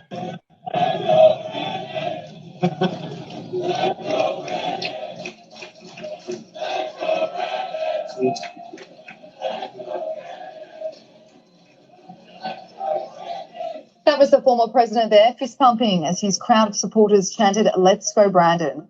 Donald Trump attended a Saudi. So, what do you think? Well, you said most people want unity. What do you think about a crowd of Trump supporters not only chanting "Let's go, Brandon"? And we know that "Let's go, Brandon" translates to F Joe Biden. But Yes. the citizens can do whatever. The citizens can be quite divisive to leaders. There was no shortage of liberals that were divisive towards Trump as well. But what do you think about the President Trump himself dancing around while they're saying this about the current president in regards to Okay. unity? Okay. So there's a difference between the American people and politicians. Politicians say things, will say anything, either be truth, lie, doesn't matter to get what they want. And it isn't a Republican, it isn't a Democrat, it's in every politician. They all lie to you and me. Every single one of them do. Now, the whole thing of the F Joe Biden chant while Trump is there, yes, they're playing into the whole political scheme of Trump being there. They want to support him. But They think that's what support looks like. why is he dancing? Why is he pumping them on to say something that critical? I mean, keep in mind, Trump said when he got elected from day one, people were after him, and folks like myself suggest that that's because he put that. Thank you for that hat mustache. I saw that. That's great. Yeah, they put it on the. They gave it to the blonde. Here I am once again being beat up by the white person. But anyway, Damn how those white when people. yeah, it's damn the white people. She got white privilege, and I don't invite her into my home. But so you don't fucking make me forget what I was talking about. But how? Okay, I'm gonna let you talk because you got me laughing my ass off. Well, okay. So what I'm saying That hat fucked me up. is the everyday American, like when me and you talk, I'm not like, you know what, handsome liberal, F Joe Biden. That's just not something Right. that we talk about. It's not something that we care about. You know what we care about is food prices being affordable, gas being affordable. You know what? My paycheck being more. And I'm not saying that one politician is better than the other, because to be honest with you, all politicians suck. You have to pick the least shitty person to run the country. And All right, let me take saying this that, bitch down. She getting all. Hey, hang on, let me take this bitch down. She getting all my yeah, damn she's hats. getting too much love. I hear you. There we go. There we Home go. run. By the way, Aaron All Judge right, just hit I his hear your sixth. point, though. I got you, William. Yeah. I mean, it's so just to recap, it's more of a political thing than it is an Uh-huh. everyday American thing, because at the end of the day, it's me and my neighbors, it's me and my family, it's me and the people on TikTok, it's me and you. Like, we care about it. Well, at least I care about you. I don't know about you caring about me, but listen, we've been in this relationship for a while now, and if something happened to you, I'd be a little upset. I ain't even gonna I lie, and I appreciate don't that. even personally know you. You know what I mean? Like, it's, and we're all Americans. We all have the same goal. Okay, Yeah, we I all can want live a with that. good life for our family. We all want to be able to be prosperous. And yes, the policies on our politicians, they're going either extreme left or extreme right. There's no middle anymore. And it's not the people that created that. It's the politicians that created that. It's the But media that has created that. what about the notion that when Trump was elected because he's not a typical politician? He's not, as in the aspect of his business, dealings, but he got sucked into the political trap because he had to. Okay. There was no way around it. If he didn't play the political card, he would have only been a one-term president. Now, he was a one-term president. I get that. But the reason why he played the political card is because he wanted to be a second-term president, and it didn't Yeah. happen. You think he has a chance of a resurrection? Think he's coming back? Yeah, I really do. I think it's stronger than people think. And Wow. if anyone wants to really see about how Joe Biden is doing and treating this country, like I ask a whole bunch of people on the left, name 3 good things that Joe Biden has done for our country. And then I Well, ask at you, this point, does anybody see what the stock market looks like? yeah, but let me respond to that. The 3 things Joe Biden has done for this country. I will tell you right now, just like with Trump and the wall. Trump was when you ask folks that, my beloved MAGA folks, and you ask them name some of the things Trump done for the country. I mean, obviously they're going to talk about the economy, rightfully so. But one of the things they're going to talk about is HSBCU. he tackled issues at the border, and they may mention a wall when in reality the wall was never completed. So simply trying to do the right thing sometimes gets you credit, which Trump was going to get for the border. Well, right now, Biden is trying to protect women's rights. So when you say name 3 things that Biden did, the fact that he's fighting to protect women's reproductive rights is going to be a huge victory in regards to the Biden administration. Okay, gonna be so. Let's just say It maybe is. one. No, it Hold is. on. When you look at Okay. right now, what the Republicans have rolling down the pike for women's reproductive rights, just simply having a leader that's speaking up, talking about codifying Roe versus Wade and things like that, he's already getting a huge victory from women for doing that. Okay, 2 more. Protecting LGBT issues. I get nothing but MAG on here day after day that are saying things that the LGBT community disagrees with. Okay, so what did Trump do that was against the LGBTQ community that now Biden is protecting? Well, with the Trump community, first of all, Trump, even though Obama was the one that legalized same-sex marriage, the LGBT community did not see Trump as an ally to that. They don't see Trump as an ally at all. See, in every speech that you can pull up about Trump, he's always supported them. They just never supported him because of the media. That's all I have to say about I that. don't Trump know. never said anything bad about the LGBT. If you could find one clip, I'd love to read it. I'd love to see it. There isn't one clip, not one saying out there about the LGBTQ community that Trump has negatively talked about. Well, but Ever. when you look at the Trump, and you could be right, but when you look at MAGA overwhelmingly, everything you see on Fox News, OAN, or Newsmax about the LGBT community is negative. It's about trans people wanting to play for the wrong team or folks wanting to go in the wrong bathroom. It's 100% negative. They're going to liberal schools talking about LGBT issues being promoted on kids and things like that. When you see right-wing media and it's an LGBT issue, it is negative. It's all negative. So when you It's say media. Trump didn't I say get that. anything, yeah.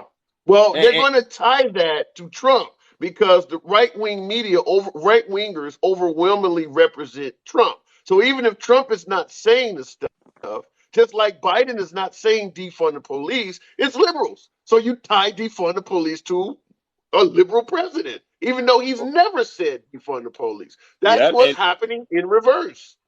and I've never tied Biden into defunding the police. You know I've what I never mean, done that. though. You know what I mean. No. Though. Yeah. I get it, and it doesn't matter what the conservative outlets have said about it.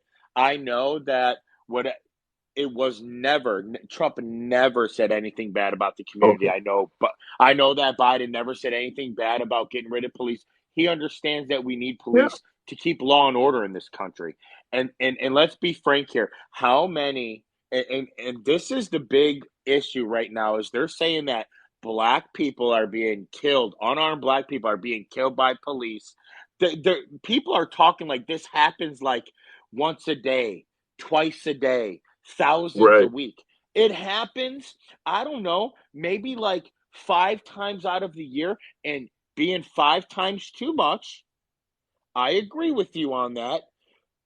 You also have to remember that the police officer is human as well. Now, if the police officer does shoot an unarmed black man, that police officer should go to prison. We agree Yeah. with that. Don't do that. You should never shoot an unarmed person. Okay? Well, here's the Ever. problem. Here's the problem with that. Anytime a police wrongfully kills an unarmed African American and you see the protest, even though the right, like yourself, may eventually come around and see things the way we see it, the first outburst from the right is usually to make up excuses for the police. How many folks on the right thought that George Floyd died of COVID? Or he died from drug abuse? They were coming up with all kinds of things that this man died of, even though you're watching the guy being strangled on television. The same thing with all of these guys. When Trayvon Martin got killed, for instance, people were condemning Trayvon before any facts of the case came out. Now, I'm not saying the left doesn't do the same shit too, but I'm saying that the right wing automatically moves in all of these cases to first protect the police until the evidence becomes overwhelming, and then they start, well, yeah, okay, now. But I talked to right wingers over and over again that suggested that Breonna Taylor got what she deserved. Even had somebody on the program said that Breonna Taylor, the one in Kentucky, got what she deserved and she was a drug dealer. I've had many folks say that George Floyd died of fentanyl abuse. He died of a heart issue. I mean, they were coming up with everything. So even though what you're saying is true, that is why the right gets such negative viewpoints on this stuff with, say, minorities, because they keep defending these people. Well, and I think it's like that because and they're defending when a white unarmed person dies, does anybody advocate for them? What do No. you mean when you say a white? Well, when a white Hold on, unarmed hold on. person, A white unarmed person. So the George Floyd thing. There was a special needs kid that was 19 years old that was flipping out. He didn't get one knee to his neck. He had two cops, knee to the okay, neck, and he died. okay. He suffocated. No one gave a shit about him. No one talked about him. No one knew his name. No one gave a fuck about him. He was a white Well, boy. So who some of that cares? could be because white protesters are too busy defending statues and saying they back the blue. If you think Black Lives Matter See, is leaving no, this you're white, off. wait a minute, You're hold off on. course now. No, here's what I'm saying. If you think Black Lives Matter or African Americans are ignoring the plight of this white citizen that was mistreated by police, that's not stopping anything from white people from saying something about it. If you can protest gun control, the election, or a statue coming down, if you see Black Lives Matter is not stepping up, why not say something? You don't have to leave it to Black Lives Matter. You can say something yourself. White Hold on. people have So shown they're plenty capable of protesting. people did say something about the two cops kneeling on the special needs child. You know what the issue was? The media never put it on TV. See, because it doesn't get the ratings that they want. It doesn't stir up the hate that they want. It doesn't fuel the fire. It's only two cops killing a white guy. So it doesn't fucking matter. But what is newsworthy is a white cop killing a black man. Now, both situations are bullshit. Both situations should have never happened. But why do you report one over the other? Here's where I disagree with what you just said. I agree that if a African American is killed by a white cop, you're going to see that more on the media, the left wing media. However, when the right has issues that concern them, such as Kyle Rittenhouse and things like that, there are enough well watched right wing media outlets that when you ask why isn't this played on the media, you got to blame them as well. If a white person was wrongfully abused by the police and the media didn't cover it, that question has to be posed to Fox, OAN, Newsmax, and right wing talk radio as well. Because I, it's not like right wingers don't have a media outlet. Trump calls Fox News during his presidency almost every day. So it's not like well, they don't have their own media. I saw it on Fox News. That's how I found out about this kid being dead, Okay. I killed by watch a lot of police. Fox. I watch a lot of Fox News, and I can tell you that they weren't playing that very much that you're talking about. You're asking why it No, wasn't no, they shown. say it Fox once. News They was said it once. okay. Then that's a problem. Well, because you Then, report the news and then the next day you report more news. See, the George Floyd thing, I would report the news, but they shoved it down your throat for months. Let people burn building down. Let's just keep fueling the hate. They made it as a hate crime, and it wasn't a hate crime. It was a stupid ass officer that did wrong and killed a black man. Like well, Chauvin didn't say, screw black people, I want to murder them. He never no. said that. Okay, and you're right, but let me give you my spiel on this because folks ask me all the time, well, why don't you guys care about inner city crime in the hood? You only care when a white person kills you. The problem with what the case we're talking about, George Floyd, in a lot of these cases where a white person takes a black life, and the reason why it gets treated differently than black on black crime in the hood, it's not because the person was murdered or mistreated. It's the lack of justice. Hence the phrase, no justice, no peace. If a white cop kills a black person and he's immediately arrested and brought to justice, nobody's protesting that. The reason that the Derek Chauvin killing of George Floyd got so much attention is because the shit is on TV. For 4 straight days, you're watching this guy die over and over again, and the government is continuing to make up excuses for why the guy ain't been arrested yet. Even if you took an African American and he went into the inner cities of Chicago and he killed a 7 or 8 year old black child, black on black crime, and the government was making up excuses for why they didn't arrest this black guy, we would tear shit up for that too. It wasn't anything to do with necessarily the killing. It's the lack of justice. Why isn't this dude arrested? You got way more than enough video evidence to at least bring this guy in and hold him. He was walking around free for 4 straight days while Yep. Minneapolis burned. And I'm going to explain that to you. It's the same thing with the teachers union. Okay? You can have a teacher come up to a student, slap the shit out of them, slam them on the ground, and they're not Okay. suspended, they're not arrested, they're not anything because of the teachers union. Same thing with the police union and the police. So they have protocols that they go through.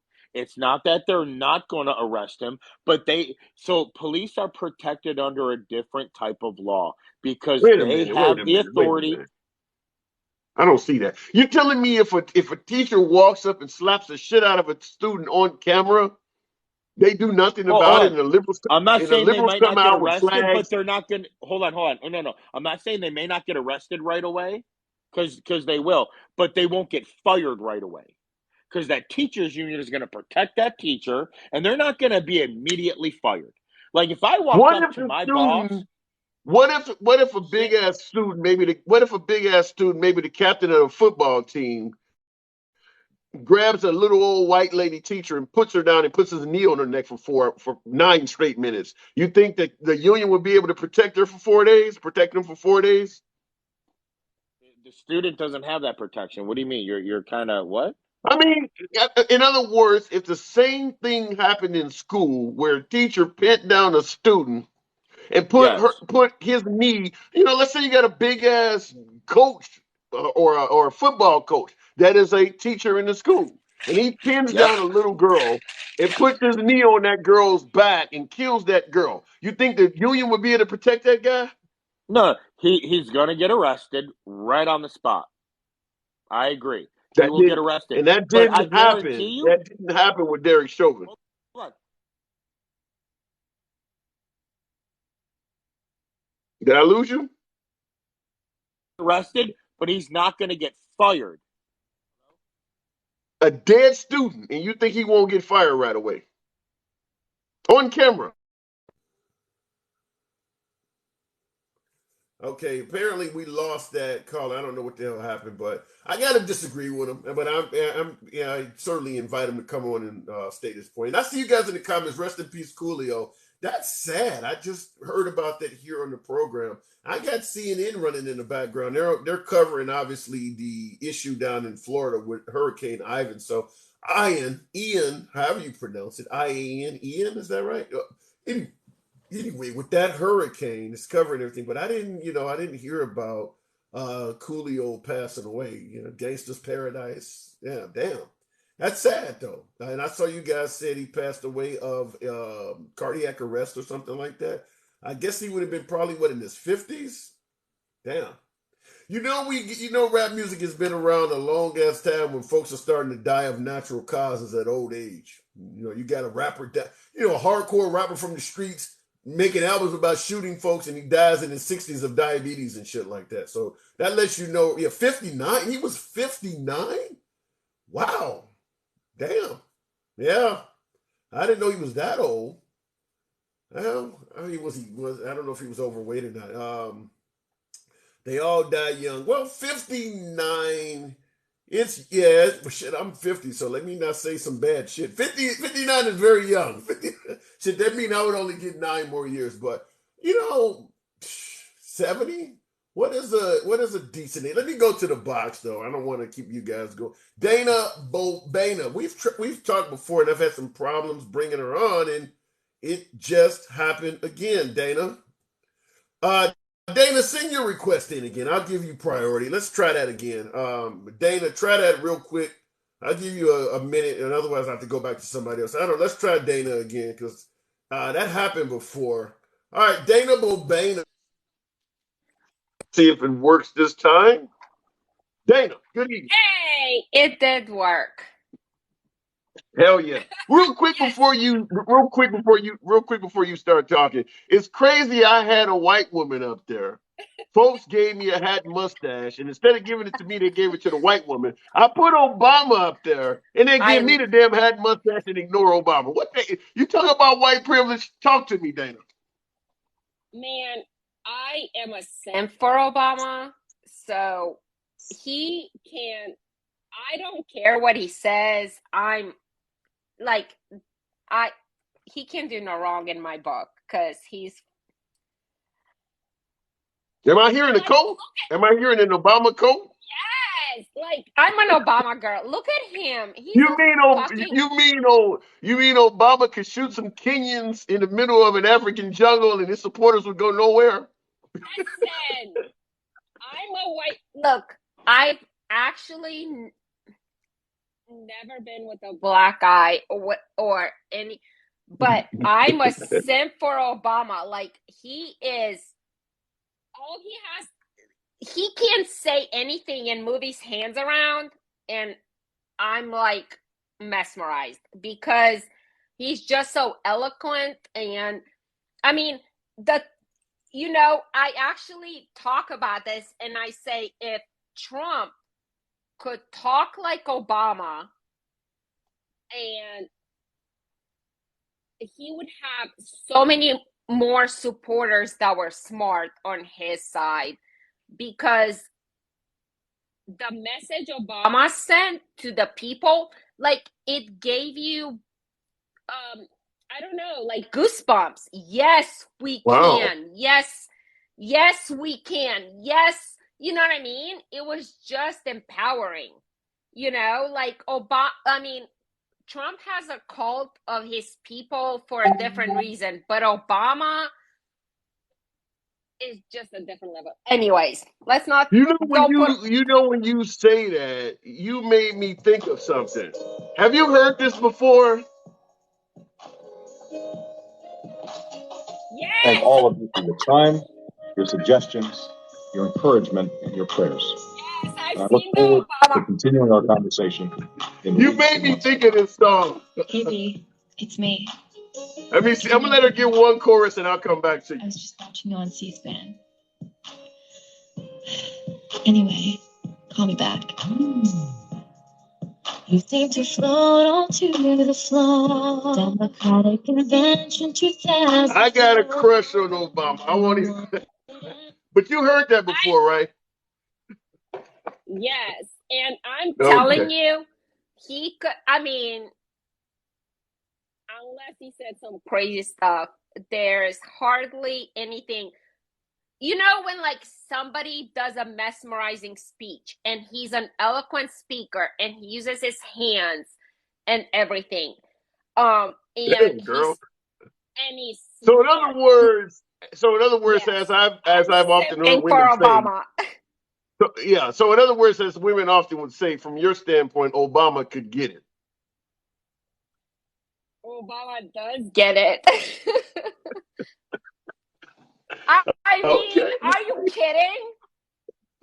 What did you like? What did you like about Obama that made him? I mean, obviously you like the way he looks and the way he speaks, but in terms of policy and how he was running the country, what did you like about him?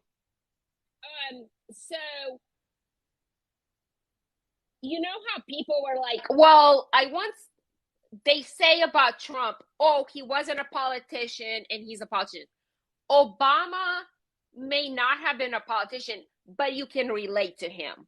Him and Michelle, like Michelle grew up in a regular family. Obama grew up in a regular family and became a president. He's the actual person that if you tell your kid, you know what, you can be anything and you can be a president. It's Obama. You know, he wasn't brought up by money. Bush, Clinton, all of them had money. You know, Obama, So Michelle.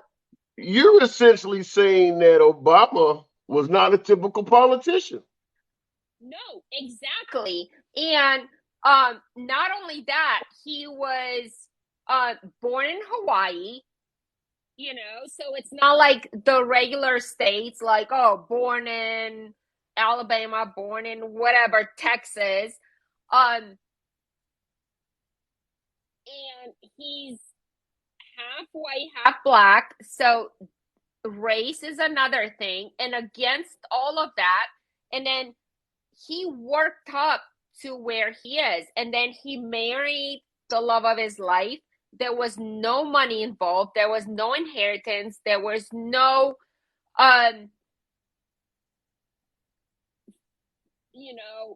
parental stuff going on, like to continue, like the Bush war, the oil. There was no ties to anything. You know what I mean? He was just clean cut. He was a person that you never imagined would rise up to presidency. If you can So I think of it. gotta ask you, now that we got his vice president in office, what do you think of the Biden administration? Okay, so I also had a crush on Biden too, but No! Are you yeah, serious? leave me alone. Okay, leave me alone. You do understand that Biden may not be around much longer. You got a crush on Biden? You know what? He's only 70 and the Queen lived to 95. So you know what? He can have 20 years. So leave me alone. I plan to live till 97. So being 75 is just 20 years from then. Anyways. How's your hair smell? You got good smelling hair? Wait, what? You know Biden likes to smell hair. I said, how's your hair smell? You might be to get him with good smelling hair. No, but here's the thing. A lot of people are accusing Biden of the stuff he actually apologized for, being racist. And he said some stuff. And, I don't think he's all the way left. Like, I'm all the way left and he's not. And my thing was, and I always said, if Biden would have ran when Hillary ran, Trump would have never became president. Biden was the only one to defend who could have beat Trump. Not because he wasn't all the way, like Bernie. Well, but if you're all the way left, I mean, right. Could Bernie get it? I mean, what about Bernie? You down with Bernie? You want some free mittens? I mean, I have mittens and all that, and I like Bernie. But I just don't think the country was ready for that. And after Obama, I feel like Biden, even after Trump, Biden was the only one that could have beat them. And he was my first choice. And I even said if his son wouldn't have died and he would have ran, he would have won. I don't think he should seek re-election. But I voted for him because I wanted Trump out. And I felt like he was the only one who could have beat Trump because What he do you was think right. about Jerome in the comments said that Bernie would have definitely beaten Trump? You think Bernie Sanders would have been able to give any competition to President Trump? I mean, I would have loved Bernie. I love Bernie. He's still, but no, I don't think America is ready for that. We're still completely capitalistic, and Okay. Biden is right in the middle. You know what I mean? Yeah. He's apologized for his comments, but he's still not as far left as Bernie. So let me ask you this. You pointed out that Biden has said racist stuff in the past but apologized. In regards to Trump, do you buy the statements often coming from African Americans that he said racist stuff at all? I think Biden is still racist to a But, degree. yeah, I know. When I'm saying in regards to Trump, he gets a lot of criticism from African Americans. They claim he's intolerant. Do you think that Trump has ever said anything that comes across as racist? Oh, of course. And the thing is, I mean, Biden is not that much better when it comes to racism, but at least he can sit there and say, hey, I was wrong about this. Trump will never say, hey, I was wrong about this. Trump is more like, you're wrong about interpreting me. So I don't think Biden is that much better about racism. But Biden can say, hey, I was wrong in the name of let me win kind of thing. And yeah. And we need that more. I don't want him to seek re-election. I feel like he's too old, and I love him to death. He can come live in my house, whatever. Who would you like to see going forward in 2024? You're gonna chastise me for this, Beto. Oh shit. Okay. Yeah, you getting chastised like crazy for that. You think they're not ready for Bernie Sanders, but you put Beto O'Rourke up there for president? He's young. He can learn a lot. What I want is a 40-some-year-old, I feel like. So What about Gavin Newsom? Yes. Okay. All right. I think you could see Gavin Newsom in office way before you see. I think Beto with that, they're going to take your AR comment pretty much. I mean, Beto is cute too. So if I could get both and I can sip on it like Obama, leave me alone. Well, girl, I, no disrespect at all, but you don't sound like you want to vote. You sound like you want to fuck. But okay, fair enough. All right, but I got to move it on. I'll give you the last word. Somebody in the comments wants to know, are you single? I'm a widow. So, yeah. Damn.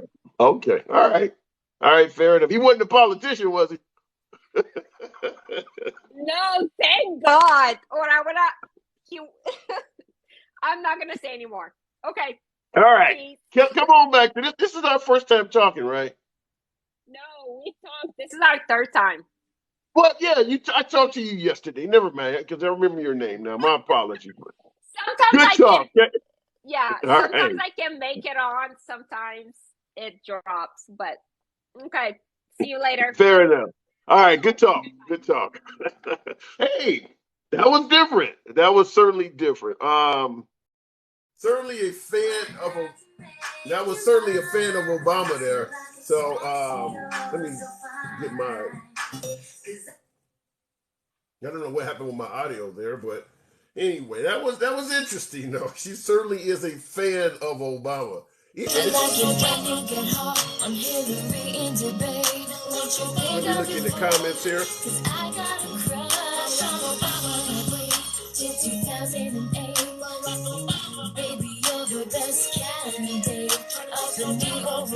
Listen to that. Damn.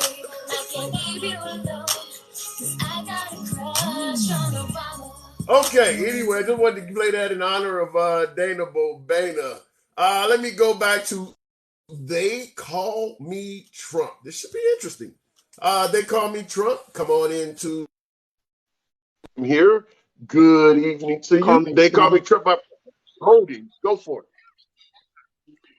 Yeah, I'm going to go back when you first started. When I first joined your live, where it asked about about the division thing. What was the question again? I forgot. It was something about. Do American voters even give a damn about unity at this point? You hear me? Right now, to be honest, like for me, I mean, I would love unity, like to happen, but the problem is there's a lot of hypocrisy. What do you mean? Because Elaborate on that. Here's an example, like, well, like say for example, like let's say if a person goes to church, and he's homeless or something, right? They judge him and they kind of shun him away, or for certain places they do that. Not everywhere, but a lot of places do. And see, like, here's an example. Like yesterday, I was having a discussion, and in different neighborhoods, for example, there's a lot of poverty, a lot of crime, and stuff. Okay. And like you were talking about earlier, where basically, nobody in the neighborhoods like to live within crime. It's just something that's brought to them by greed or by poverty, basically. Right. And so like I was talking to this lady, and I was telling her, the best way to do something about that stuff is to actually go to the city halls and to talk to them and get communities together to fight that type of stuff that goes on in anybody's neighborhood. It doesn't matter, I mean, because even crimes happen in the richest of neighborhoods. That is true. So much poverty. I don't see any issue. I would agree with you that getting involved in politics is always going to be in the best interest of the voter. So I don't see any problem with that at all. But I would continue that some of the most divisive voters there are is because they are deeply involved with politics. You're talking about going to the council meetings and things like that. A lot of our most divisive voters are the ones that are showing up at these events. Well, I mean, I haven't really, but I've thought about, seeking that type of avenue for myself, because I mean, like I've been in, I kind of live in a kind of messed up neighborhood, so I don't really like it. So I call the city council and try to talk to them about it. Try to talk to council meetings and stuff like that. But I haven't really thoroughly looked into it yet, and I would like to. That would be but the way I see things now. I think I'll let you continue, but I think the problem is that we're trying to promote unity in this country from a bottom-up approach, when unity should start from the top down. We're admitting that our politicians are divisive as hell, and the people are trying to unite with leaders that are releasing division. And I don't think it's going to work like that. It's like an army trying to unite even though the general is divisive. I can't see how that'll work. Because I mean, I see what you're saying exactly, and I agree with you 100% for the simple fact that, Biden, from what he said, that he wanted, to work with the Republican Party.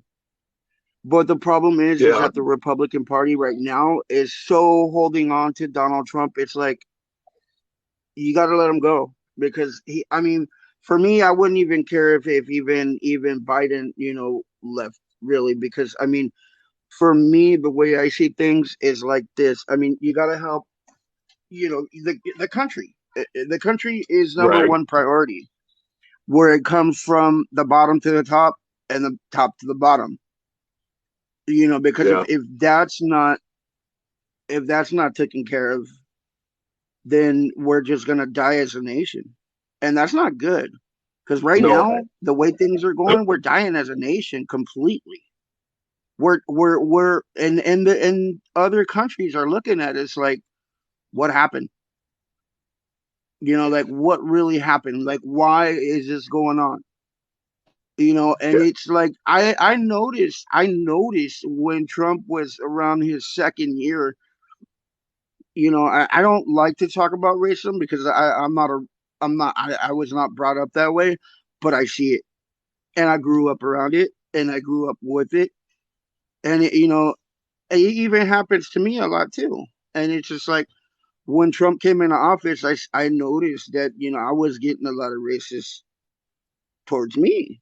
So And I was like, whoa, you agree with the FBI's claim that the Trump rhetoric is increasing white supremacy in America? absolutely. Well, Because, I mean, if you look at it, the Proud Boys, the Oath Keepers, even within the ranks of even police officers, FBI agents, while former President Trump was in office, like all right. of he instilled all of that rhetoric into his party, and if you didn't like it, he was like, "Get out, you're fired." Yeah. He did all that. So I'm gonna ask you the same thing I asked the previous caller. What are the chances he could actually come back in 2024? I I don't see it. I mean, it's not because I don't like the guy. It's just because to me, for this man to do as much as he did, talking about like, I mean, they even showed him that he was like gung ho to like, no matter what, I'm gonna win. No matter what, I'm gonna claim it early. And it's but the problem with that was the simple fact that he had, people that were not even supposed to be around him to begin with. Like for example, that what's that called? The Jesus Christ, the wholesale guy. Um, at the end, he was having a meeting with him. I don't Wholesale recall guy? that. Yeah, he was some type of I can't think of it off the top Yeah. of my head. Let me ask you this question. This is coming from Deborah Scott. Deborah Scott in the comments. She's asking, what did he do that was so bad? What did Trump do so bad? Yeah. Well, Yeah. basically, for example, he claimed that an election was rigged, which it was not. He would go Yeah. to, I mean, if for me, for example, let's say if for example I was Trump, right, and I would Okay. go to court battle to court battle to court battle, I would have to prove that okay, it was a rigged election. Yeah. He didn't come out with the facts. That was number one. Prior to that, before January 6th, he literally claimed to his people, his supporters, hey, come to my party. It's gonna be wild. That's But instilling. that wasn't him though. Was that Steve Bannon that said that? Come out to the Capitol building. It's going to be No, wild. he That wrote it wasn't on a Trump. text. No, he wrote it Okay. in a text in his Oh, the the the thing that he got Twitter or whatever. He tweets. wrote that Yeah, in a Twitter. tweet. Yeah. Yes, he wrote that in a tweet. And Oh. then, I mean, not only that, but like it's just like he formed like so much racism. I mean, not formed it. Give me some examples of Trump promoting racism. Well, like for example, when how let me see, when he used to have, his apartments in New York City. Yeah. He had a lot But of but court that's cases. well before he became. And I agree, he settled out of court, and it looks like he certainly was not. His apartment complexes were certainly not renting to colored people, but that was well before he became president. Give me some examples during his 4 years in office. A lot of the white power rallies that was happening also, like White exclamation power points, like rallies? You're saying that Trump threw yes, a white power rally? not him, but his supporters did.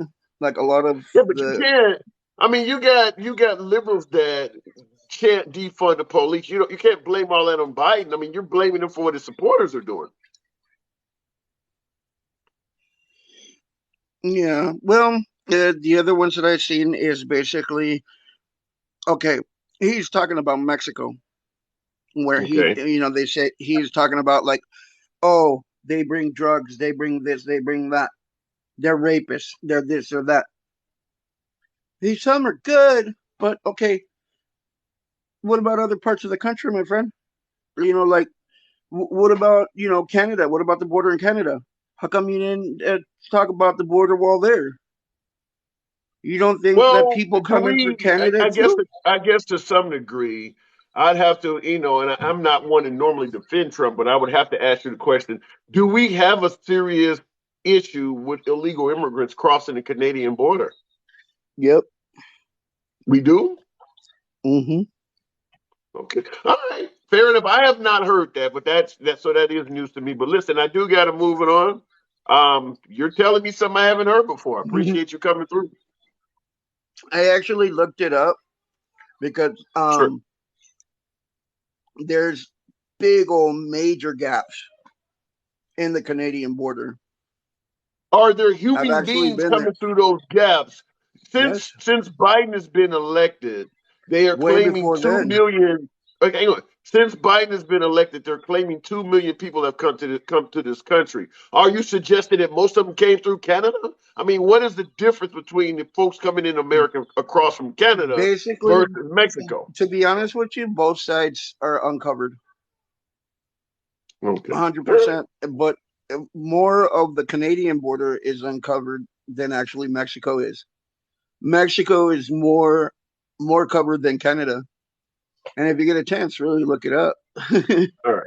Okay, It's I interesting. will do that. I will do that. I have not heard of any politician complaining that there's a large influx of folks migrating from the Canadian border. So I will look that up, but I got to move it on. All right. Bye. Thank All you. right. Bye. All right. You're welcome. Okay.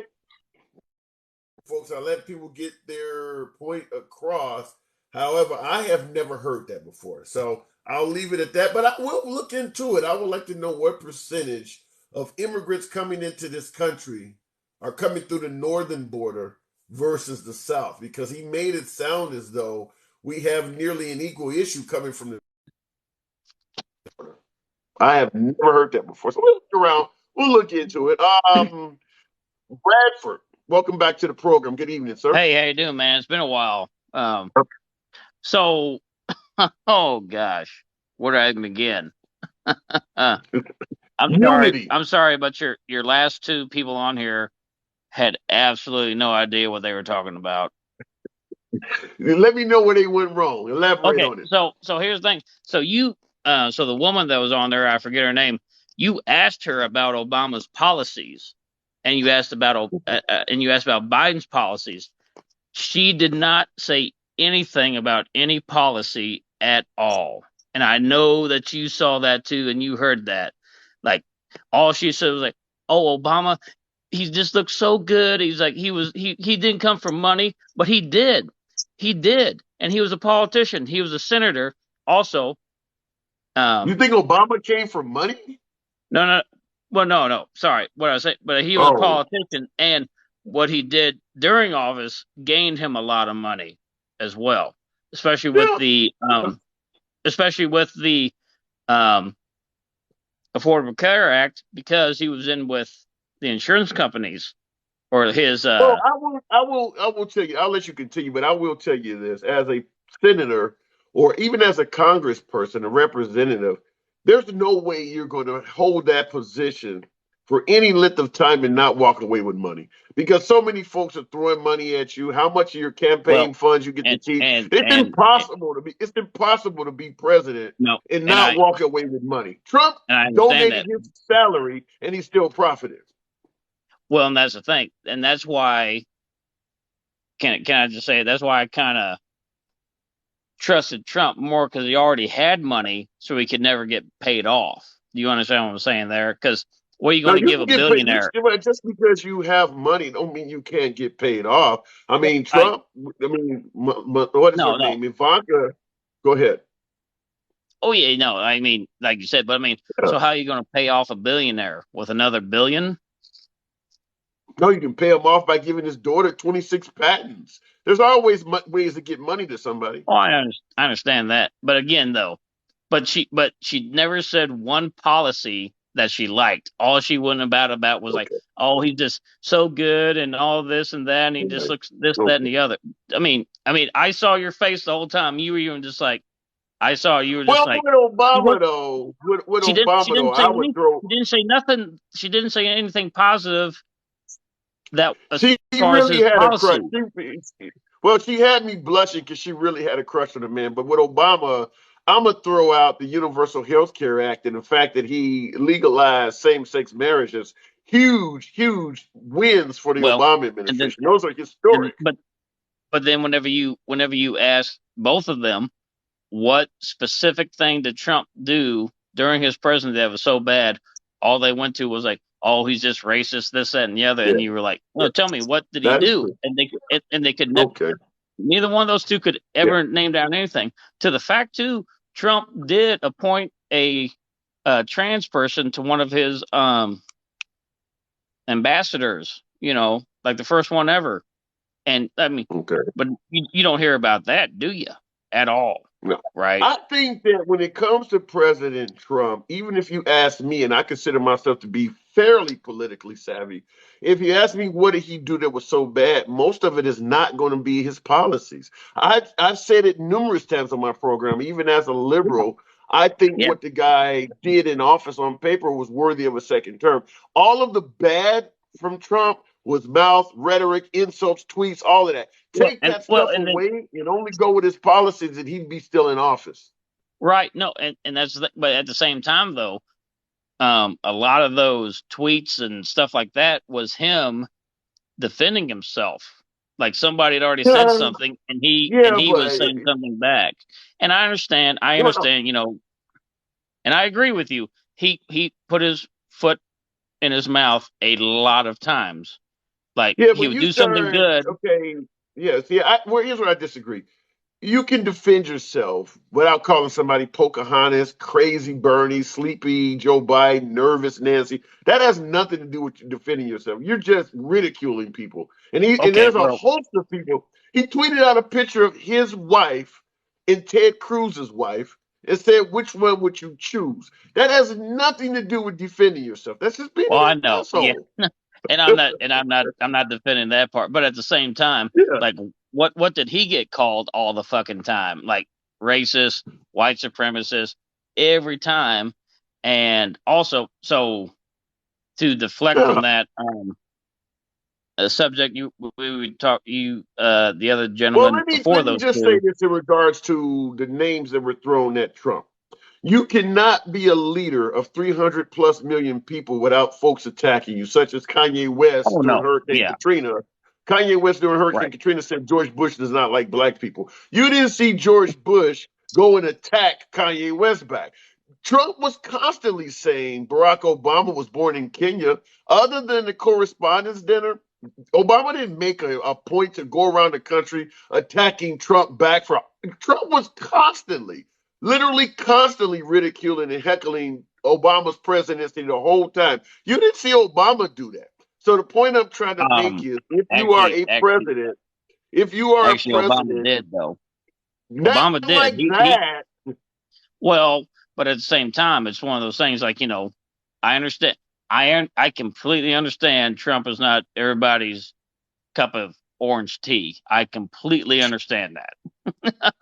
But I'm fine with him. um, I'm fine with him being on the right and not being, say, my cup of tea. That's fine. I'm gonna have issues yeah. with him being a Republican. So What I have so a here point. What here's another thing. my problem is getting in every fight you're invited to. I don't care if you're my favorite liberal. That Well, is a dumb idea. right. No, I agree with that. So here's the thing. The only thing I will say to that is his whole life, he's been, and I'm not defending what he said or did, but just like his reaction was always because he's always been the boss. You know what I mean? So he's Yeah. always been like, so I mean, do you understand what I'm saying? So he's always like, oh no, my word is it. You know what I'm saying? Yeah. Again, that's not a defense, but it's just his kind of It's the default truth. go to. Yeah, That's the you know truth. what I mean? And I'll respond to it. I'll give you the same answer I give most people who say, Trump is not he was a businessman, not a politician. I Right, believe Trump would have been a far more successful leader in a dictator position. And what I mean by that is when you run a company that you right, own, you're essentially right. a Yeah, yeah. dictator. You're a Right. dictator. Yeah, yeah. And he's used to being a dictator. He's not used to being diplomatic. You don't have to listen to what your board members say. You can fire them. You can't Right, do right. that to No, the senators and Congress people. He's not a team yeah. player. He's the boss. No, and so whenever you say dictator, I understand what you're not literally saying he's a fucking like murderer and stuff like He's the that. I boss. mean, No, you yeah, can be yeah. a dictator that's not killing people. I'm just saying he is not a when you put on your resume team player, Trump is not a team player. And you have to Yeah, no, be no. you have He's to be in no, Washington. You have to be. right, You got the Senate and you got Congress that can vote your right. shit down. You're not a dictator. So that's where his problem is. No, I get it, and I understand what you're. I mean, I know you're not calling him like a massacre. Yeah, you're just saying like No, he's the boss. Yeah, no, and I understand that. And I can see where you're coming from with that. I mean, but whenever you see other Democrats or liberals, they want to say, "Oh, he's a dictator." They're trying to yeah. portray him as, compare him to Hitler and stuff, like when they're, Well, massacring but people. they do that to every leader. I mean, there's plenty of pictures on you can Google of Obama with a short mustache. They do that to everybody. Obama was called every IST word except the capitalist. They do that to everybody. I mean, Hillary Right, Clinton ran for right, president. Hillary Clinton ran for president, and she was suddenly drinking the blood of infants. So people are going to ridicule you. You can't attack everybody back, or you will be attacking people indefinitely. right. No, and exactly, and and that's, but again, I was just going back to like your last two people. They just went. They couldn't name one good thing. They couldn't even name like a policy that they liked about Obama or Biden. That's what Yeah. I'm getting at. Like All they right. just Fair went, point. oh, you know what I mean? They just went, Yeah. oh, he looks good. He's this, that, and the other. But they couldn't name any policy that they liked, and that's what I kind of have a problem with. Because it's kind of like, well, there's two votes that they got that weren't even fucking educated on the. You know what I'm saying? Yeah. Well, So you're going to now, get that. There's always going to be people who vote for reasons right, that right. they deem valuable that we may or may not ever understand. So, Oh, I I mean, that's understand. not unique. And by the way, folks, get your boy up to 20,000 likes real quick. Tap the screen. But yeah, that happens in all elections. I know. So, real quick though, have you ever read like read Starship Troopers, the book, not the movie? So I've seen the movie, but I've never read the book. Well, you need to read the book because the movie doesn't do the fucking book justice. Because, well, in that society, it's a you can only vote or run for office if you have actually served the Federation. You know what I mean? A citizen. They called it a citizen in the movie. Yeah. Well, they're citizens, but then yeah, that's right. They're citizens, and like each planet, like some planets have like 50% that are citizens, and then other planets have like only 3% that are citizens. But it's like that So realizing what are you saying? Everybody should not be able to vote? No. I'm not saying that, but I think that the political scheme has definitely turned into a circus. Let's put it that way. I'm not saying that people should be mandated to like serve the federal government or the country, stuff like that, because the thing with that is then you get people that don't want to be there. I mean, as far as like drafts and stuff like that. I mean, like, so Right. I can tell from and I've told you before, I was in the Marine Corps, and you don't want people there who don't want to be there.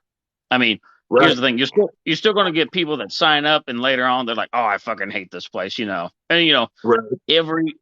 every person that served in the military at one point in their career or another have said, "I fucking hate this place," and if they say that they haven't, they're a liar, because everybody has. I don't disagree. I think everybody who works any job has said that once or twice. But what I'm getting at with that is that it puts you in more perspective. I guess that's kind of what I'm getting at. And again, I'm not saying that, and I'm not saying implement that only veterans can vote or some shit like that. Okay. But now real quick, I'm going to go back to the subject you were talking about. It's going to get a little touchy. The George Floyd thing. Yeah. Did you watch the video, the body cam video, all the way through? The body cam, not the video from like 15 feet away. Yes, I did watch the body cam video. Okay, so like all the way through, like from when the initial. I watched everything that they presented. I watched everything that was presented. What are you saying I missed? Well, you the one point you said that he had his knee on his neck, choking him the whole time. But even that, the police I don't chief. think it was on his neck. I don't think it's a matter of the knee being on the neck. What I think it was is the weight being on the body, preventing the diaphragm from expanding so he can breathe. Well, but then at the same time, you were talking too that, like, like you say, people like me on the right coming up and saying that he was on fentanyl and heart condition and stuff like that. They weren't saying he was on fentanyl. They weren't just saying he was on fentanyl. They said he died because of fentanyl. Well, I'm not. What I'm getting at is he did have fentanyl in his system. Okay. He had a heart condition. Okay. And he might have been having an anxiety attack. And then, just with him getting arrested, you've got to put every bit of that in perspective. You know what I'm saying? And also, too, with the gathering crowd, so I'll just say, so I'm an EMT. What I'm going to get at is, like, whenever that firefighter who was testifying, and she was like, "Oh, I could have saved him." No, she couldn't have, because she would have had to have Narcan on her to actually, and here's the problem I have. Regardless of what health issues Floyd may have had, when I see four guys, as you see in this video here, Derek Chauvin's not the only guy on this man. When I see all of these people on this guy's back, as far as I'm concerned, all of his health issues are no longer a concern. When I seen a guy clearly fighting and struggling and walk away dead, I don't think he had a perfectly timed heart attack or drug overdose. They killed him. But at the same time, like in the body cam, remember, you see him, he starts to he doesn't want to go into the back. And before he's even on the ground, he starts saying, "Oh, I can't breathe." So that's in the body cam video. He was not even on the ground yet. And he's saying, "I can't breathe." Also, the whole claim, like, he was, 8 minutes and stuff. I mean, if everything is going and he's actually dying from getting no air, it would have been sooner than 8 minutes. Well, and he was yelling the whole time. I mean, if you're not getting oxygen. Okay, here's the problem I have. You look at Derek Chauvin, and he's kneeled there with his hand in his pocket, staring at the crowd for 9 minutes or whatever. There's no explanation for that. Why, if this guy is resisting arrest and such a bad guy, why are you standing there like you're filming a Captain Morgan commercial with your hand in your pocket on a knee. You're doing nothing Well, to affect the arrest. well, but there was also officers that testified at the trial that that is a type of hold, and also too with me in the 9 military. minutes? No, it's not a hold. It's a restraint. You're not. He was not, and even like I said, the chief of police, who was the one that wanted to throw him under the bus, on the stand said it wasn't on his neck, it was on his shoulder. But So his own supervisor testified while watching the video. The woman who trained him, like, I don't know what he's doing. We've never taught this guy this. His no, own but supervisor suggested what he did was not part of the Minneapolis police training. no, okay. So if you want to say that, but it's still part of police training. That like, and I went through it too, like just the type of like how you restrain people. And I'm just all I'm going to say 9 is minutes? 9 minutes of that's what. restraint for a But guy who's already handcuffed? I don't why are you restraining a guy who's already handcuffed? What do you hope to accomplish by well then putting your why? weight on his back? Because he was already resisting arrest before that even happened, and he was a big Okay, guy, but he's So handcuffed. that doesn't matter. You can look at all kinds of videos of people getting that who were handcuffed and still being a threat. You Yeah, know, but if it, you are handcuffed and you're still well, being a threat, the next so step is to so hog tie you. You don't ride so, on the guy's back like it's a wild bull. The next step is to hog tie the guy. but even that, like you just said, they're like they weren't riding him. They look at the body cam. The body cam from right there shows that nobody was on his back. They weren't on his spine or on his What are they shoulder. doing? From what you see, what do you think they're doing right there in that video, in that picture? Well, this one, well, of course, it's blurry as shit, and Yeah. you can't make any assumption from that video. Same with you can't make any assumption from the video that got splattered across Okay, mainstream media. during the 9 minutes that Derek Chauvin was down on his knee, what was he trying to do in your opinion? Well, if you look at it, you can see him. He's looking at Floyd, and again, I am completely not trying to defend him, but you can look. He is looking down You at sound Floyd, like you're trying to defend him, and, but go and ahead. but then he's also looking at the crowd, so his attention is split. You got Because 3 other officers there. You don't need to look at the crowd. You got backup but on the scene.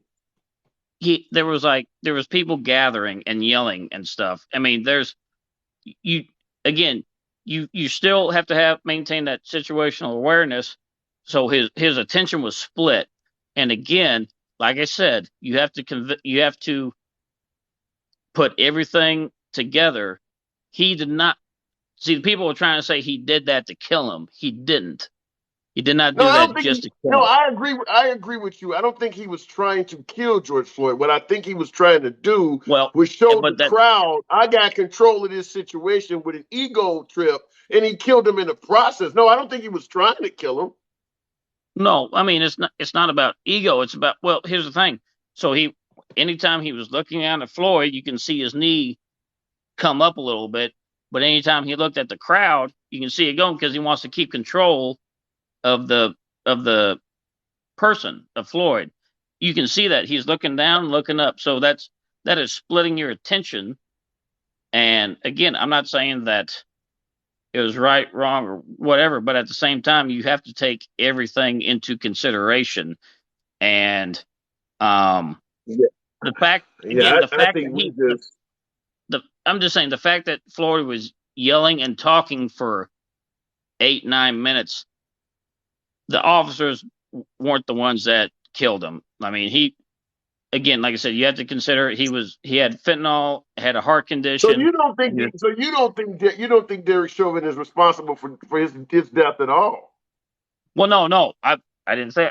I said yes, like with police officers and even like me and firefighters and stuff like that, we are responsible. But at the same time, whenever a crowd starts gathering, your attention starts getting split. Now, do I think he should have gotten second-degree murder? No. He definitely should have probably had like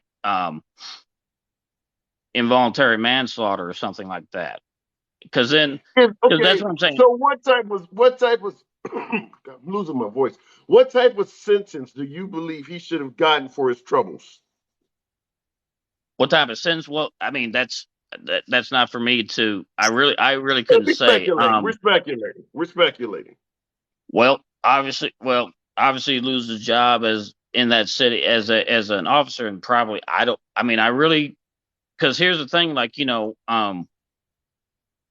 so me and my wife, we love to watch Forensic Files, and the whole if somebody and so she's Cambodian, but I'm just saying with Asian culture, it's an eye for an eye. You kill somebody, you should fucking die too. But you see people get life in prison and stuff like that.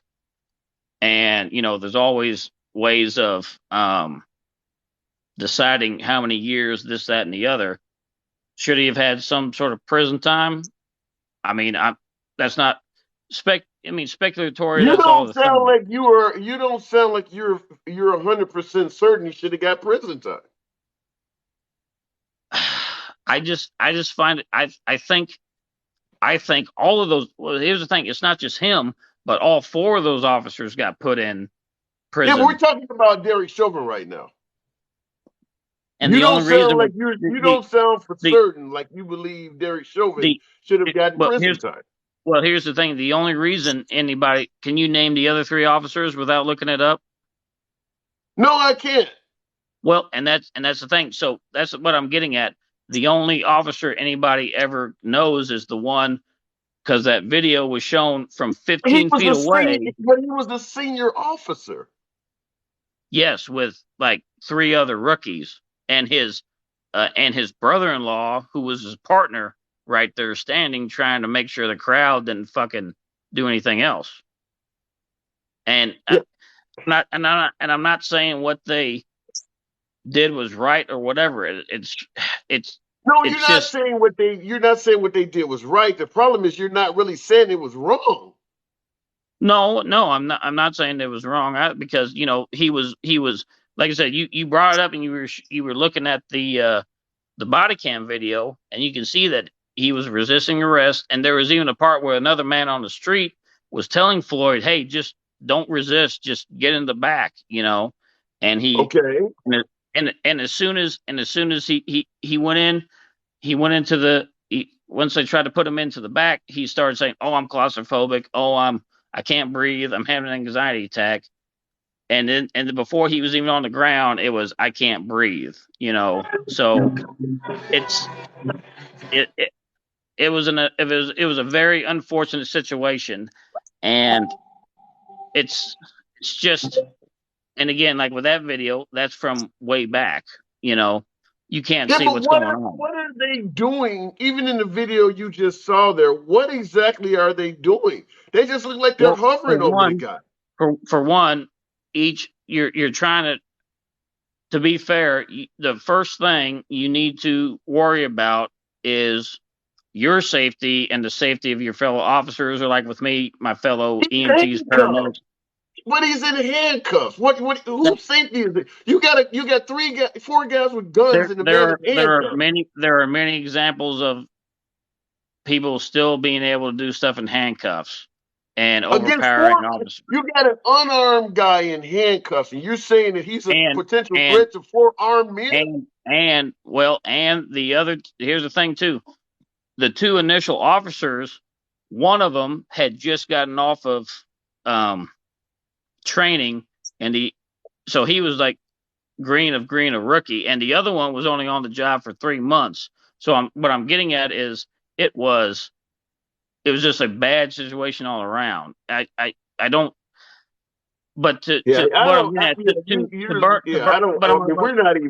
not even remotely close to agreeing. And normally I'm willing to concede some points to some of the guests, but we're not even remotely close. I mean, you're making it sound like George Floyd was some type of superhero. He is in handcuffs on his stomach with 3-4 guys on him, and you're telling me the officers may have been in danger. Right there, it wasn't on his stomach; it was on his back. So that's one thing. He's on the ground. They got tactical advantage over him. They're all armed, and you're telling me the officers may have thought their lives were in danger. But then the crowd started gathering. So then now They have to not only worry about him, they have to worry about the crowd, and that's what I'm getting at, because they don't know what's going to happen at a moment's notice. That's what I'm getting at. So if you're worried about the crowd, then throw the guy in the car and drive off. You don't just sit there on the man. They called for EMS, and they were just making sure that he wasn't going anywhere. So they called for EMS. You can look at the official. Wait a minute. You can look at the official.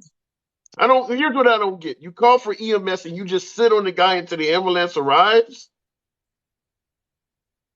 Again, he was still breathing because he was talking and yelling. He was not gasping for air.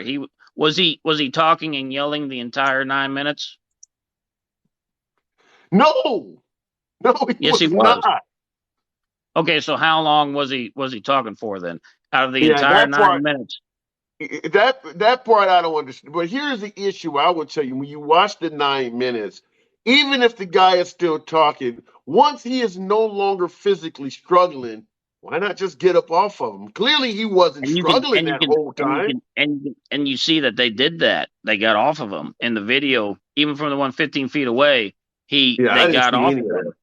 Yeah, well, unfortunately, I was trying to find a whole video of it, but unfortunately, because of the nature of it, there's almost no video that shows that whole 9 minutes. I guess they've taken them all down, and that's where we come to where you can't get the whole story, and unless you look at the entire body cam video from the initial arresting officer, the entire video, he's the one on the back looking downwards, and that's the point where the supervisor, the chief of police on the stand testified saying that his knee was not on his neck.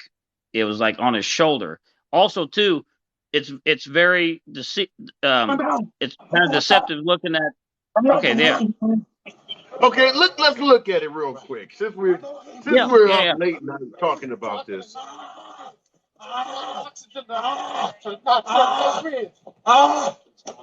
See, right there, he's saying, I can't breathe. He's not even on the ground yet. He was in a headlock. No, he wasn't. He was around his shoulder. What's going on? Let's take him out. Please, man. I can't fucking breathe. He's got him in a headlock. Lay him. Yeah, just on the ground. I appreciate that. He's already handcuffed. Okay. That doesn't matter. Right. You gotta figure out. Okay, that body cam is coming from somebody, and that's Derek Chauvin's body cam, I guess. No, it's not him. Chauvin's right there. Oh, yeah, I see him. Chauvin's right there. Mama. So this guy going in the trunk is clearly not in fear of his life. He's not acting. He's not rushing at all. So nobody's in danger at this point. He's going again. He's going to get more. Like I don't know what he was looking for. Right but there. he's not moving with haste like he's in danger. It's clear that officer that we're looking at right now, his body cam, he doesn't fear for his life at all. Well, here's the other thing. Which body cam is that? Because so that's Chauvin right there with his glasses. There's another body cam of the other officer, the one that was right there with Chauvin the whole time. Yeah, but why aren't they putting them in the car right now? Why are they taking their time doing this? Why are they still on them? They are trying to calm him down because he was kicking and also trying not to be in there. Well, they calmed him down. They certainly calmed him down. They killed him. Please let me stay in. So you're saying, okay, so now you're saying they intentionally killed him. I mean, when you look at them, they're just sitting on him. You just seen the three officers. He's yelling. They were not sitting on him. But why aren't they trying to pick him up and put him in a car? What are they doing right now? What exactly are they doing? Well, because he was trying to lay out and he was kicking at the other officer. That's okay, but so what do you do? Just sit on him while he's kicking? I mean, why aren't they trying to haul time? What are they doing right now? That's what they're trying to do. They're trying to get more zip ties on him. Is that what you see in that video right now? Is they putting zip ties on him? See, so this video is from Chauvin's partner, who, like I said, who happens to be his fucking brother-in-law. How long does it take to put zip ties on a handcuffed man? Wait, how long does it take? Wait a minute. How long does it take 3 dudes to put zip ties on a handcuffed man? I mean, if he's struggling and stuff, I mean, it takes a minute because they're trying to make sure they're safe as well. Look like they're struggling with anyone. But again, this is not the body cam I'm talking about. The body cam I'm talking about is they're Chauvin right there. I'm talking about the officer right there, the one right to his right. Right now, what are the cops doing right now? What are they doing? They're trying to tell him to calm down. That's what they're trying to say. Okay, so if he doesn't calm down, you just sit there indefinitely? I mean, I've done it and I've seen it. What are they doing? What are they physically doing right now? They're trying to get him to just stop struggling. Here's the thing. I've done it. They don't look like they're struggling with anyone. I don't see any movement from the cops at all. They don't look like they're struggling with anyone.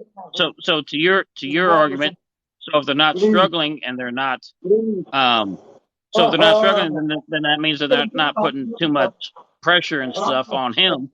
So then what's? So again, you're telling the body cam I'm talking about is there's Chauvin. I'm talking about the body cam from that officer right there to Chauvin's right. There's another body cam to the one that's Chauvin's right. What I'm trying to ask you is this: why aren't they putting the zip ties you talked about on him and putting them in the car? Why is he still on the ground? Because right there you can see a crowd starts gathering right there. So they're trying to secure the area. The crowd is at least 20 feet away from them. But yet everybody saw the video from the person right there with the phone saying that he was on his neck the whole time when he wasn't. It's been proven he wasn't on his neck the whole time.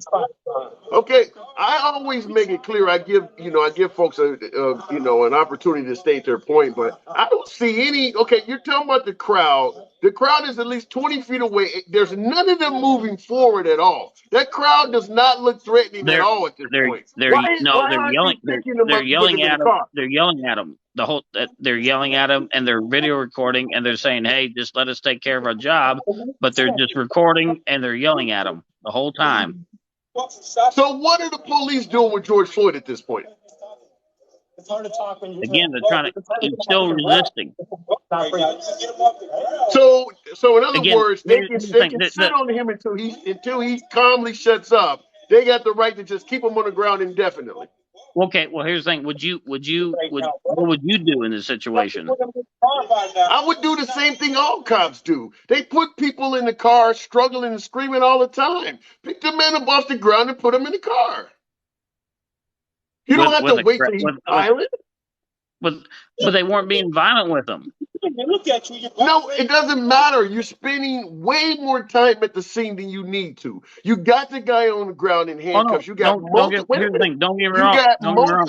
You got multiple cops there. The guy is on the ground. Like you said, if they want to put zip ties on him, hog tie the guy, put him in the car and leave. Yeah.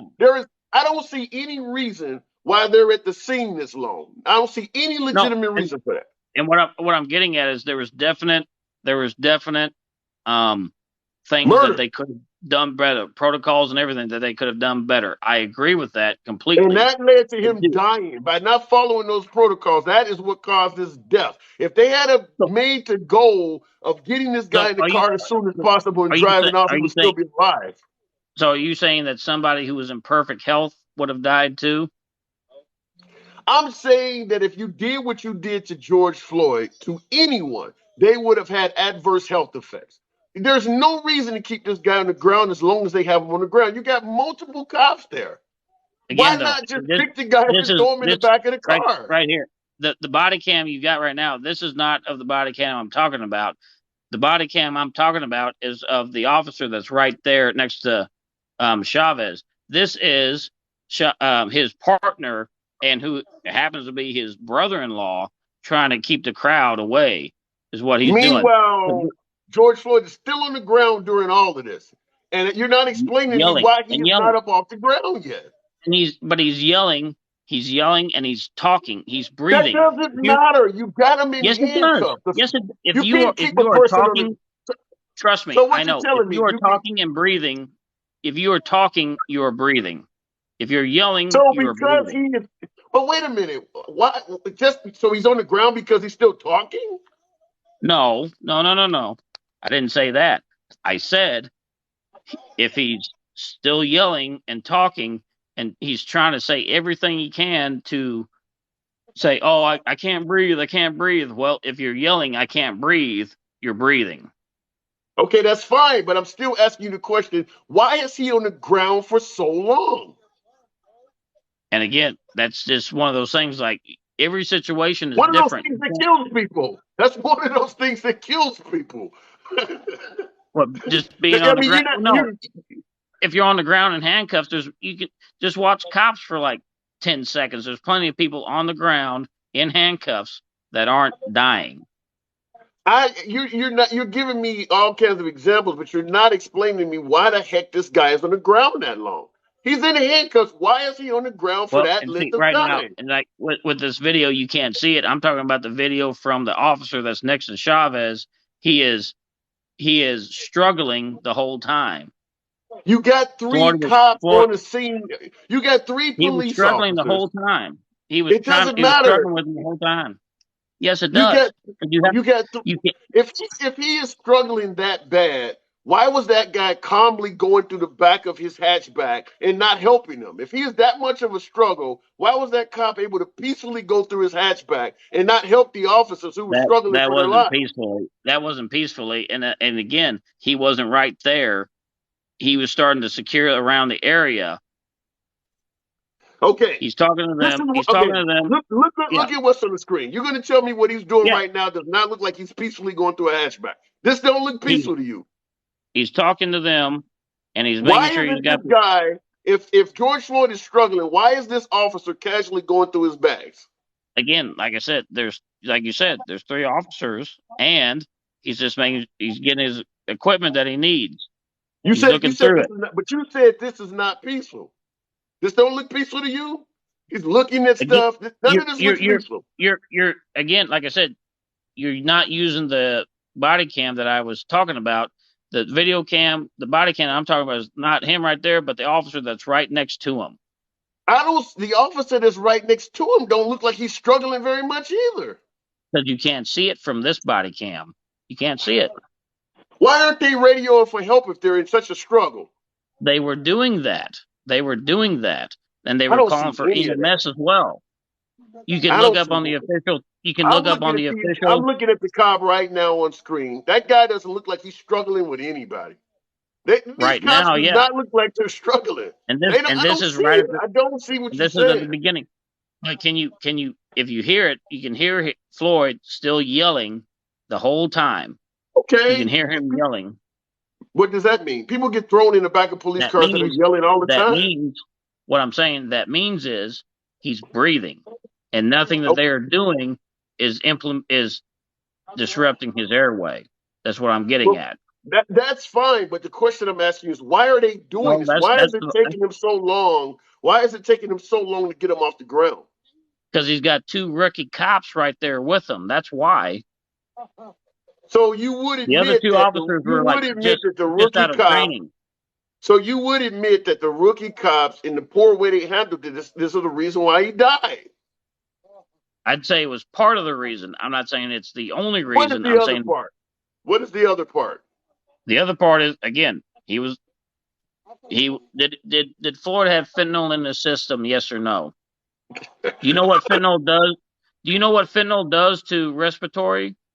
You can have water in your system. If somebody sits on you for 9 minutes, you can die.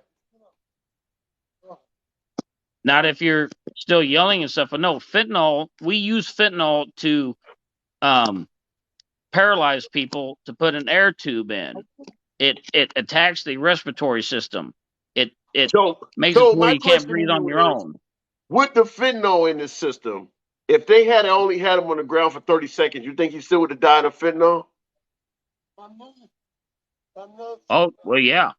Obviously, because like I said, fentanyl goes, it's like I said, you have to take everything into consideration. You can't just look at, oh, the cops killed him. You have to look at he had that drug in his system. He had a bad heart, and he was probably having an anxiety attack. No, I mean I would, if I'm laying on the ground as long as this guy is, I would have an anxiety attack as well, because I would be wondering, they don't look like they're even trying to put me in a car. Why are they holding me down for this long? They don't look like they're making any significant effort at all to pick him up off the ground and put him in the car. He ain't struggling. Wait a minute. You're saying he's struggling. I'm looking at the video. He is not causing these officers to look like they're really exerting energy. They don't look like they're struggling the way you're talking about. No. Here's the thing, though. That's what I'm saying. This is not the video I'm talking about. There's another video from that other officer right next to him that shows that he was struggling the whole time. This officer right here is his partner trying to secure the scene. I can't see any other video. I can't see any other video exonerating what I'm looking at here. I just don't see it. There's way too much calm in these police officers for me to buy that they had to keep this guy on the ground that long. I can't see any other video making this look excusing what they're doing here. There is video from the officer that's just to his right. He's the one looking right down at Floyd, and he is struggling the entire time. All right. Well, we're clearly not even going to come remotely close to agreeing on this. But listen, I got to move it on, man. I got to move it on. Again, and we just have to have these conversations. We do. Yeah. I mean. Well, I am quite thankful that the court saw it my way and not yours on this, man. No, you would have. I'm not a fan of.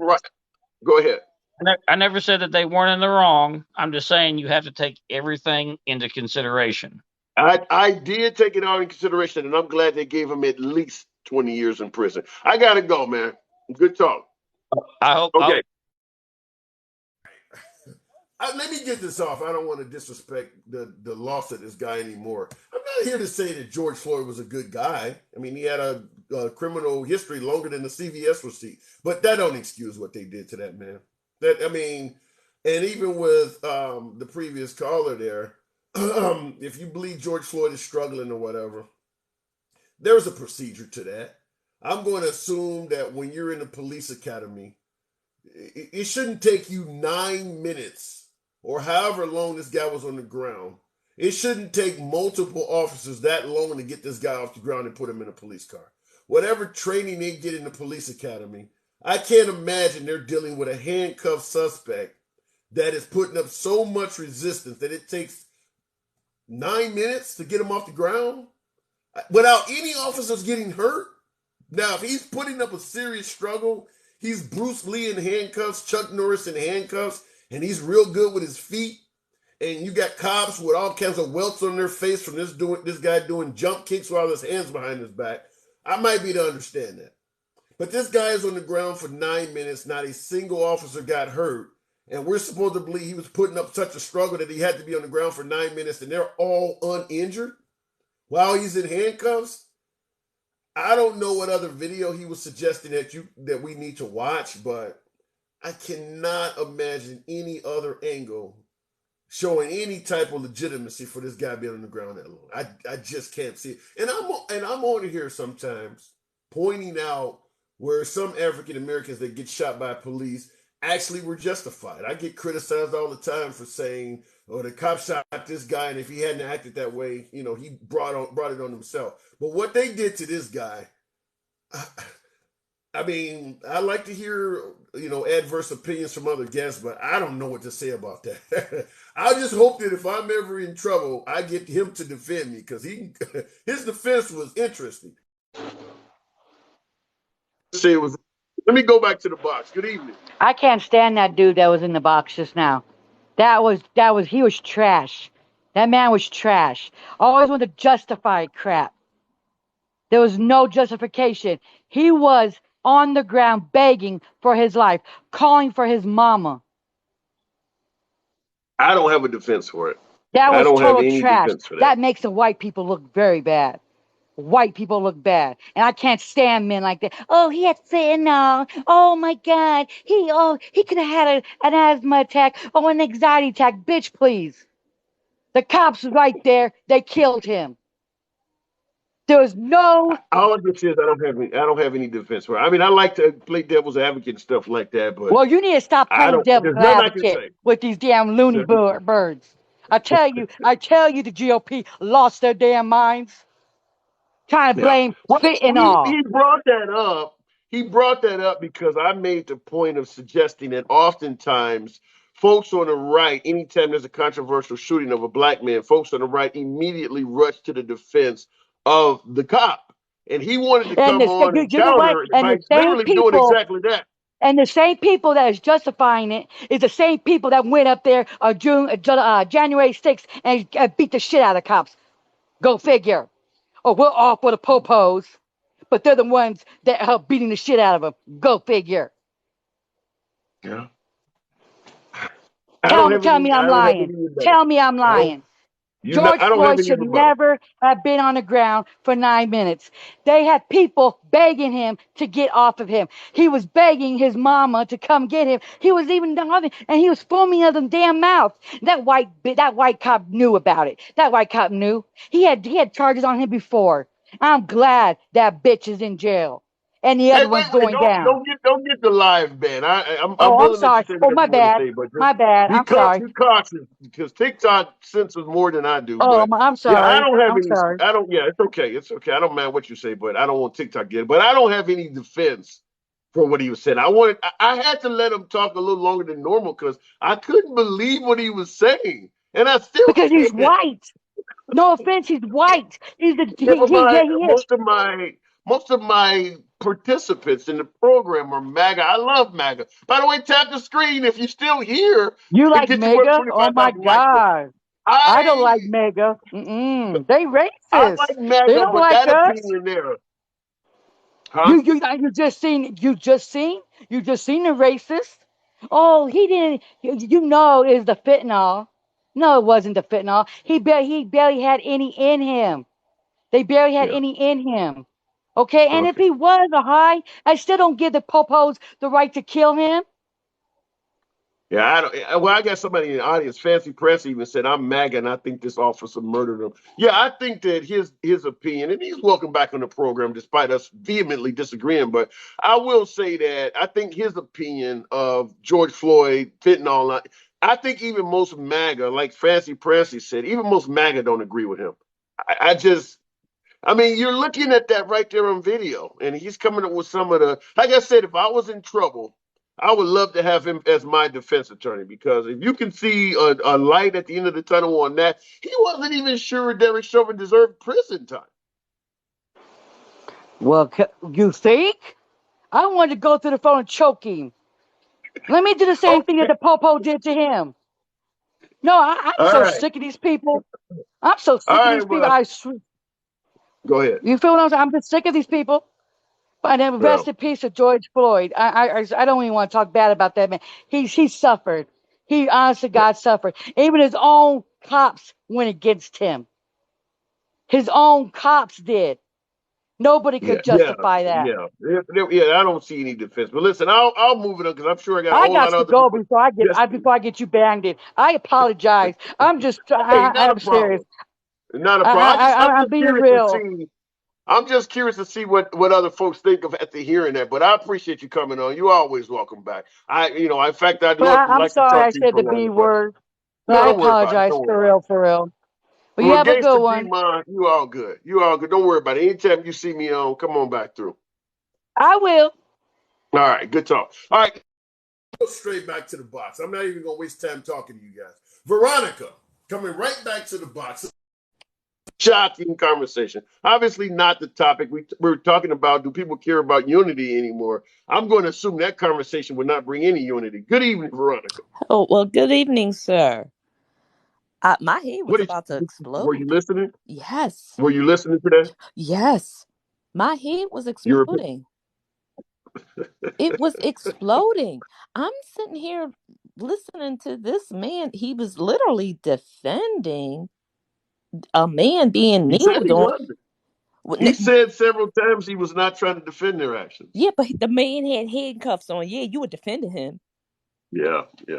I At mean, least that's the way I took it. I mean, I, I can't come up with any legitimate reason why they had to hold him on the ground that long. I mean, struggling or not, I mean, they put, because he was said, well, the guy's still yelling and stuff like that. They put people who are yelling, screaming, spitting, and kicking in police cars all the time and drive off with them. You don't have to keep him on the ground until he's peacefully still. I've never heard of that before. I never heard of that either. And as far as the crowd concerned, I mean, you really needed crowd control with like not even a 2 dozen people. It Well, wasn't even a dozen. and when you look at the early part of that video, because he mentioned the crowd was for the most part standing by peacefully. They didn't get out of hand until the cops got out of hand. After a while, they're like, "Damn, what's taking you so long to pick this dude up?" And they were like, "Look at him, check his pulse. He might be dead." That's when the crowd started getting out of hand. But they weren't interfering with 4 armed cops in the beginning.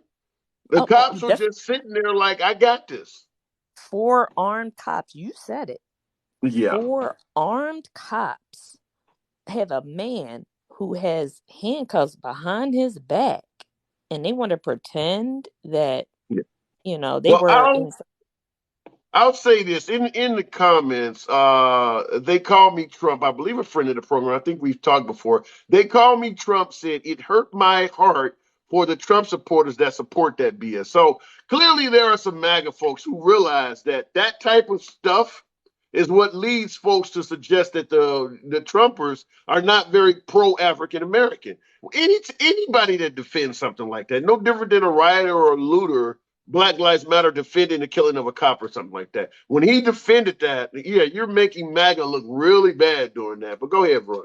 Oh, well, definitely he is, and I mean, and just think, like what happened in Pennsylvania. Okay, with the kids going in Wawa, acting crazy, nutty. I mean, they were being dumb. Okay, and if they catch them, punish them. That's what they deserve it. Right. But then you got Republicans and the people on the right that are defending what happened at the Capitol. Yeah. Like, Yeah. what is that about? I mean, these are kids doing dumb stuff, and you're comparing to grown-ups. Well, I won't. I can't. Well, I got to disagree with you. When it comes to the Black Lives Matter riots, I won't. No. I'm talking about what happened recently. I don't know if Oh. you know this, but here in Philly, yeah. These look it up, group of kids came in a Wawa, started acting a fool, Oh, throwing yes, I stuff. have heard about that. I have. Yes, They're throwing starting. things. Yeah, they were Well, absolutely acting bananas. Okay. yeah. And I'm like, okay, you catch them all, get them all. Okay. Because they should not be okay. But they're kids doing dumb stuff. But there are some that are comparing it to the Capitol riot.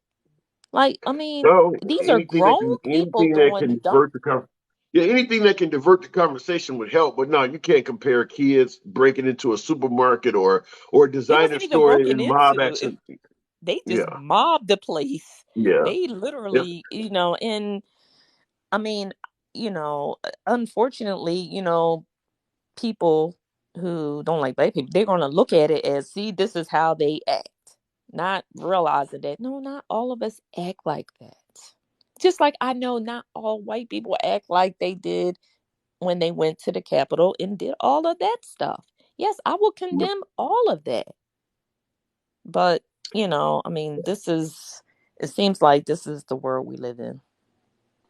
Well, as Granny C in the comments said, because someone was saying it's too late for us to get unity back. She stated, "Our ancestors endured much worse than this. We're not from punk stock." In other words, we can turn this around. We've been through a hell of a lot more than what we're going through now. And there's no doubt we're going through a lot now, but we have been through worse and survived it. So it may take Well, time.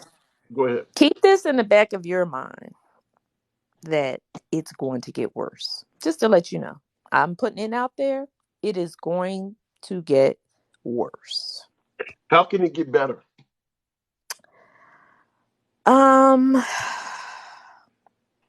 People need to listen to each other. Like, people dismiss Black people for anything from medical things to, I mean, anything that we gripe about. It's all, oh, you're just complaining, or you're just, you just want more. And, if white people, in my opinion, start listening to experiences from Black people and Well, what internalizing it. about what is it? Jail13 in the comments says Trump has to go first. Is it possible we could successfully have unity in this country with Trump still involved in politics, or does he have to go? Which is what is being posted in the comment. He has to go because he doesn't have the ability to be man enough to. I mean, he hasn't apologized for any little thing that he has said or done. I mean, the man actually was wrong about a hurricane and decided to use a Sharpie to, draw on I do remember that. Oh, yeah, Sharpie Gate. I do remember that. he lies so much that he lies about things he doesn't need to lie about. He could admit, oh no, I was wrong. No, the hurricane isn't going there. But no, I mean, this is the first president that I've ever seen that the Somebody said news nuke. media. Wait a minute. Somebody, in regards to the Sharpie Gate, somebody even typed in that Trump said to nuke the hurricane as well. Did he say that? Did he suggest using an atomic weapon to divert a hurricane?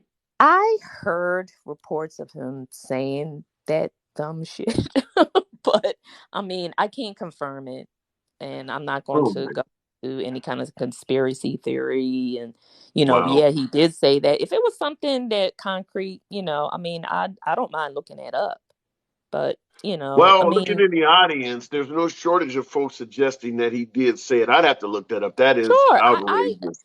but I wouldn't be surprised. But he is the first president of the United States that I've ever heard the media, after so many, have you ever heard, if Obama said something, oh, he misquoted, he misspoke, or Mhm. Clinton, they misquoted, they misspoke. I mean, in before you know it, the media was just saying, no, he's lying. Who says Yeah. that about the president of the United States? He's lying. Have you ever heard that before? Yeah, I heard a guy yell out to Obama in the middle of a session, "You lie." I think it was a No, congressman. I mean the media, like CNN, when Oh, they do their reporting, MSNBC, like they do their reporting. They're not even saying, oh, it was a little misspoke. They were always subtle about presidents when they say things that were not true. But they had got to the point that in the media, they were like just straight up saying, you're a liar. He's a liar. He's a liar. I've never heard that about a president before in my life from the media. yeah. Well, yeah. Well, we'll see. I think Trump will be trying to run in 2024. But look, I got to move it on, Veronica.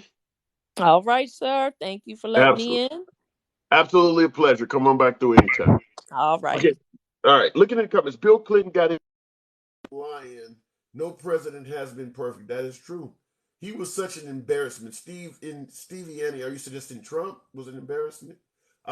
Trump ain't running. I said it the first months ago. 00777, he's raising money like he's running. He's holding rallies like he's running. He's deeply involved in politics like he's running. So until he announces he's not running, walks like a duck, talks like a duck, we got to assume it's about to say quack. Quack. Harry USA. Good afternoon, or good evening, rather. Good evening. How you doing? Hey, what man? I don't even know. Were you listening in to that video conversation? Where the cop tried to defend Yeah, Chauvin murdering a citizen? yeah, that one. Yeah, that's about when I entered the live. Okay, all right. I don't have any explanation for that, by the way. So I'm not even here to play devil's advocate because I don't have any It's comeback it's the for blue that. wall of silence. Listen, you could give him a foolproof argument because the guy's a cop. He's never, ever, ever going to agree that Chauvin did something wrong. Doesn't matter if he thinks it or not.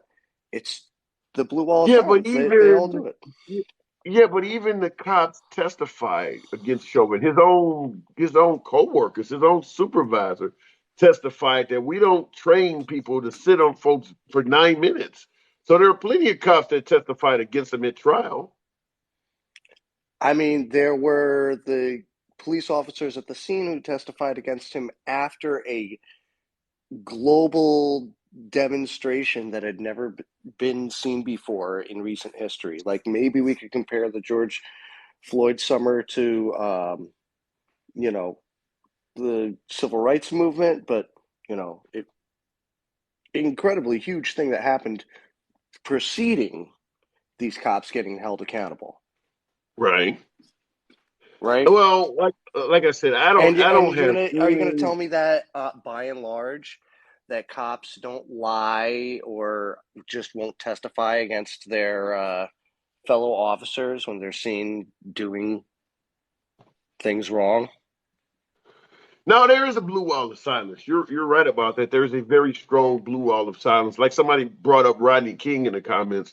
Generally, when you see bad cops caught on video, there are oftentimes other police officers that are there on the scene that do nothing to stop the event. Such as in that case, where there was a cop asking Derek Chauvin, should we let him up? Even when if you look, and by the way, if you look at the video that came out during the trial, the ambulance arrived, and they actually had to ask Derek Chauvin to get off the guy.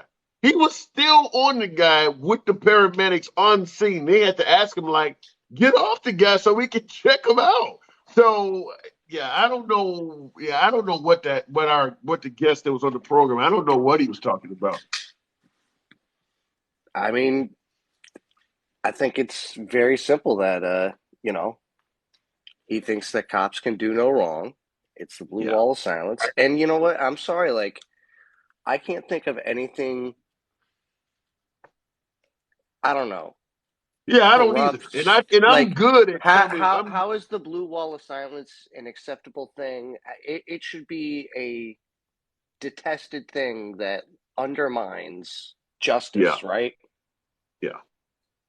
Yeah, I'm really good. Oftentimes, I pride myself on being able to play devil's advocate on a lot of issues and see folks' viewpoint from the other side. But yeah, I have no comeback for what he was saying. Nothing. I have no devil's advocate abilities. I can't see his side. I don't know where to go. And I've been able to see the other side on a hell of a lot of cop shootings of African Americans. But that was so egregious, in my opinion, due to the sheer length of time they sat there doing nothing with the guy, but sitting on him. There's nothing I can come up with. I mean, it's really tough to justify, but like when people were marching in the streets, it was a lot of people. There were a lot of people saying that people should be allowed to just mow these people down, demanding justice for George Floyd. There are some states that pass laws that legalize doing that. Yeah. Yeah, I think up in South Dakota they passed a law that removed or better yet reduced the amount of punishments for running over protesters. Yeah, they were certainly trying to legalize running over protesters. I was in New York City. I was actively protesting. The cops were plowing their cruisers through crowds of people. Wow. Yeah. I saw the cops go in and kettle people. And they don't seem to understand. Somebody said Florida has that law. Yeah, they don't seem to understand why their reputation has been in the tank. But when you start doing insensitive shit like that, it's going to hurt your reputation.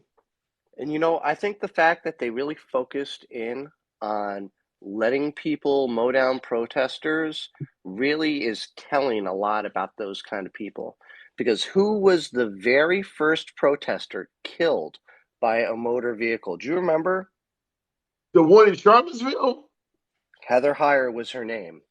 Yeah, they ran over the white supremacist guy. Yeah. Yeah. This is what sparked it all. Like, these are people who are trying to copycat this person who is obviously a white supremacist who successfully murdered an anti-fascist. Yeah. I don't know what to say about it. Like I said, this is one I'm gonna take to bed with me on that statement. But look, I gotta move it on, man. I'm gonna have to wrap the program up shortly. It just shocked me to the core And I got somebody in the comments. Click 5678 is another friend of the program. We talk often in the comments, and he even said Floyd 100% didn't die from a knee on his neck and shoulder. He was going through fentanyl overdose. So I I mean, don't have a rebuttal. There's nothing I can say. I'm all taxed out. There's nothing I can say. there's not much to say other than that the Yeah. cops are not good at their jobs, right? We all watched the Dahmer documentary. They are laughably bad at their jobs. And maybe we should just abolish them and replace them with a different system, because what they're doing right now doesn't seem to be working.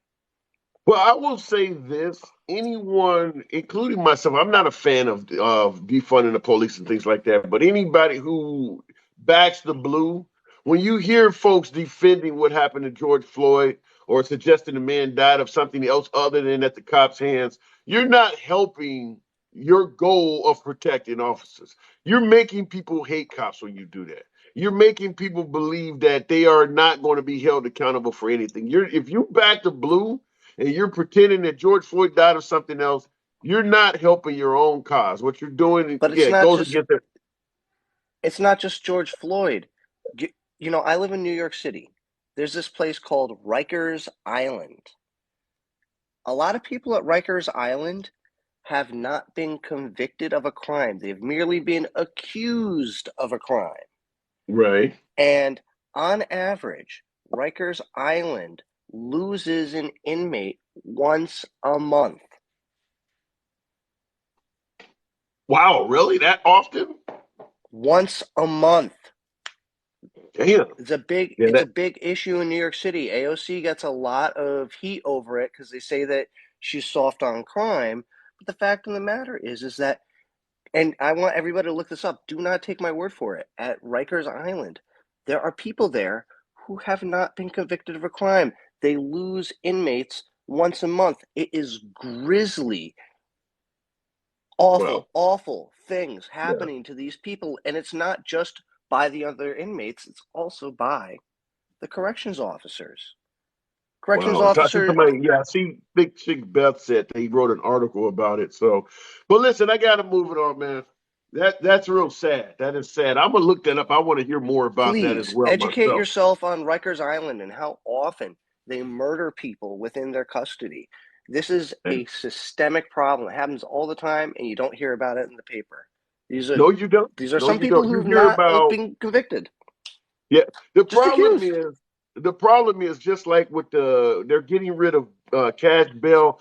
We do not care about folks who are charged, whether they're guilty or innocent. We tend to believe in this country, once the police charges you of a crime, you are guilty until proven innocent. So we'll talk all day about a person who was not given bail and went out and reoffended.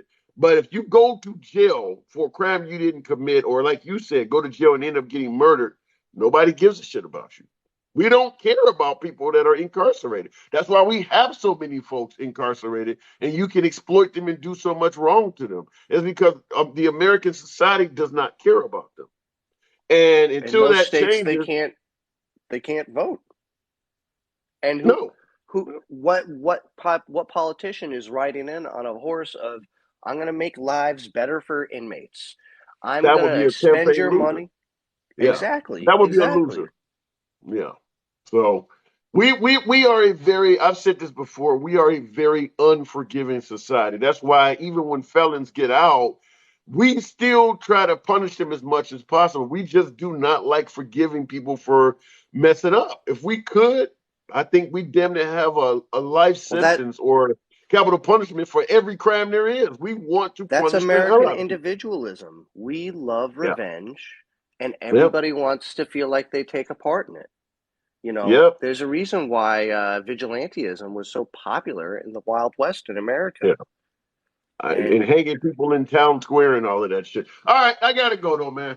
Sad, you got me feeling depressed, but I gotta move Seriously, on. look up Rikers Island. It is a human rights tragedy. People get sent there from state and beg to get sent back to state. It is a human rights violation, and it should be shut down tomorrow. Not All right. I'll give it a look, man. Good talk. Yeah. Catch you later. All right. Okay, real quick looking in the comments. Why is it so hard to the law? Prison isn't revenge, it's a sentence. Well, the response to that, Holy Blankenstein, I think we talked before. Even though you're suggesting that prison isn't a revenge, it's a sentence. In reality, a large portion of the American populace does want prison to be revenge. That's why when somebody like Sheriff Joe Arpaio down in Phoenix made folks in jail wear pink underwear and only gave them the weather channel to watch on television and made them sleep in unair conditioned tents in the middle of the Arizona desert, most of his constituents cheered him on.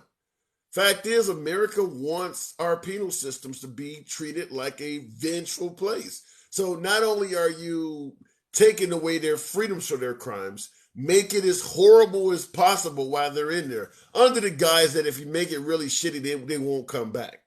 I've said before, and I'll say it again, making prison worse while people inside does not deter people from coming back to prison and reoffending. In fact, it hardens the hell out of them, makes them really, really hard, and to the point where they're not afraid to come back to prison. If you look around the country at nations that have much better recidivism rates than the United States, meaning people who get out of prison and don't reoffend, all of those nations have prisons that treat their inmates in a more humane fashion. The countries that have high recidivism rates are, Mexico, Russia, places like that, where they treat the people like shit.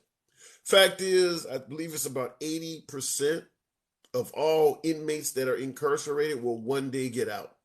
So if you put somebody in jail, treat them like an animal, make them bust rocks or put them in solitary confinement or something, what do you think you're going to release? You think you're going to release a model citizen? I mean, you've just treated this guy like a prisoner of war for the last 5-10 years. I mean, you really think you're about to release a guy that's going to go and put in an honest 40 hours and be a upstanding member of society? No. You treat him like shit and you expect shit.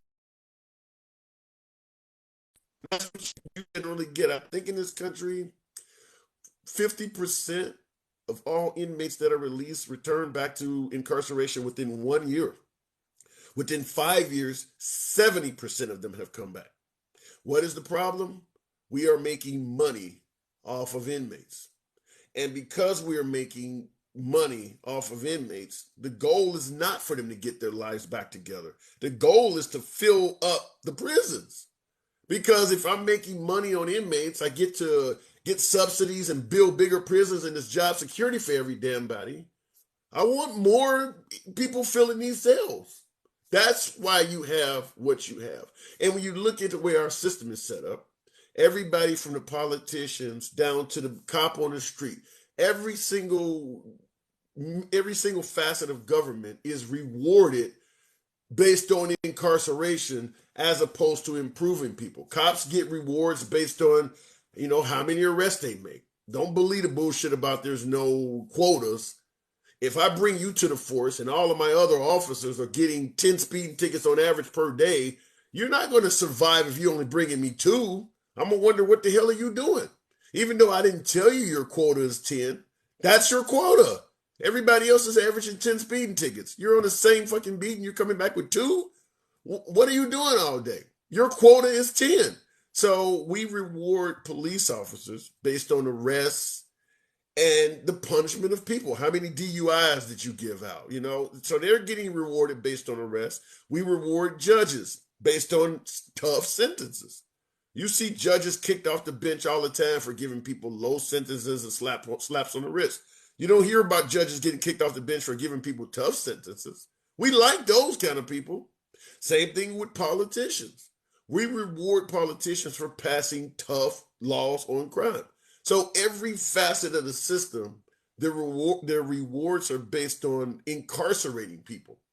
So it shouldn't surprise you why we have such a high level of incarceration. That's what we're handing out the candy for. If you are a warden, a judge, parole officer, something that has a high level of people that become model citizens under your care, you're not going to get any rewards for that shit. Nobody gives a shit. If all of the people that you sentence end up getting a light sentence and they get their lives together and they correct things, nobody's going to reward you for that. Nobody cares about that. We want the tough guys. Same thing with the politicians. You remove some laws and all of a sudden people are getting out earlier and getting their lives together. That's not something you would get out there and campaign on. All of the rewards are for being tough on people. And shouldn't surprise anybody. That's exactly what they all do. Anyhow, folks, I appreciate you guys rolling with me. I do got to get up early, as I always say. I don't ban, I don't block, I don't censor. You could be anywhere you want to be on TikTok. And the fact that you are here rolling with yours truly, I do appreciate that. It's always an honor, even when I disagree. And tonight, we absolutely had a couple callers that we vehemently disagreed with. Wow, that's all I can say. In fact, all of my videos, just real quick, all of my videos are posted on YouTube the next morning. Just because of the nature of this one, when I go to work tomorrow, I'm probably going to watch that conversation I had with that gentleman. But yeah, if you go on to Handsome Liberal on YouTube, yeah, every one of these lives are reposted the next day. So I'm going to go and rewatch that because I still tend to not believe that actually happened. I've talked to MAGA, I've talked to Republicans 20 damn years. I mean, I used to call into Bill O'Reilly. I've talked to Brian Kilmeade. I've met John Gibson. I've met Tom Sullivan. I've been to the Fox News studios in New York. You see me post pictures of me sitting at Bill O'Reilly's desk and stuff like that. I've never heard that. So I'm going to watch it just to make sure when I wake up in the morning, this shit wasn't a dream. I'll catch you guys later. It's your boy Tim, the Handsome Liberal. Y'all have a good night.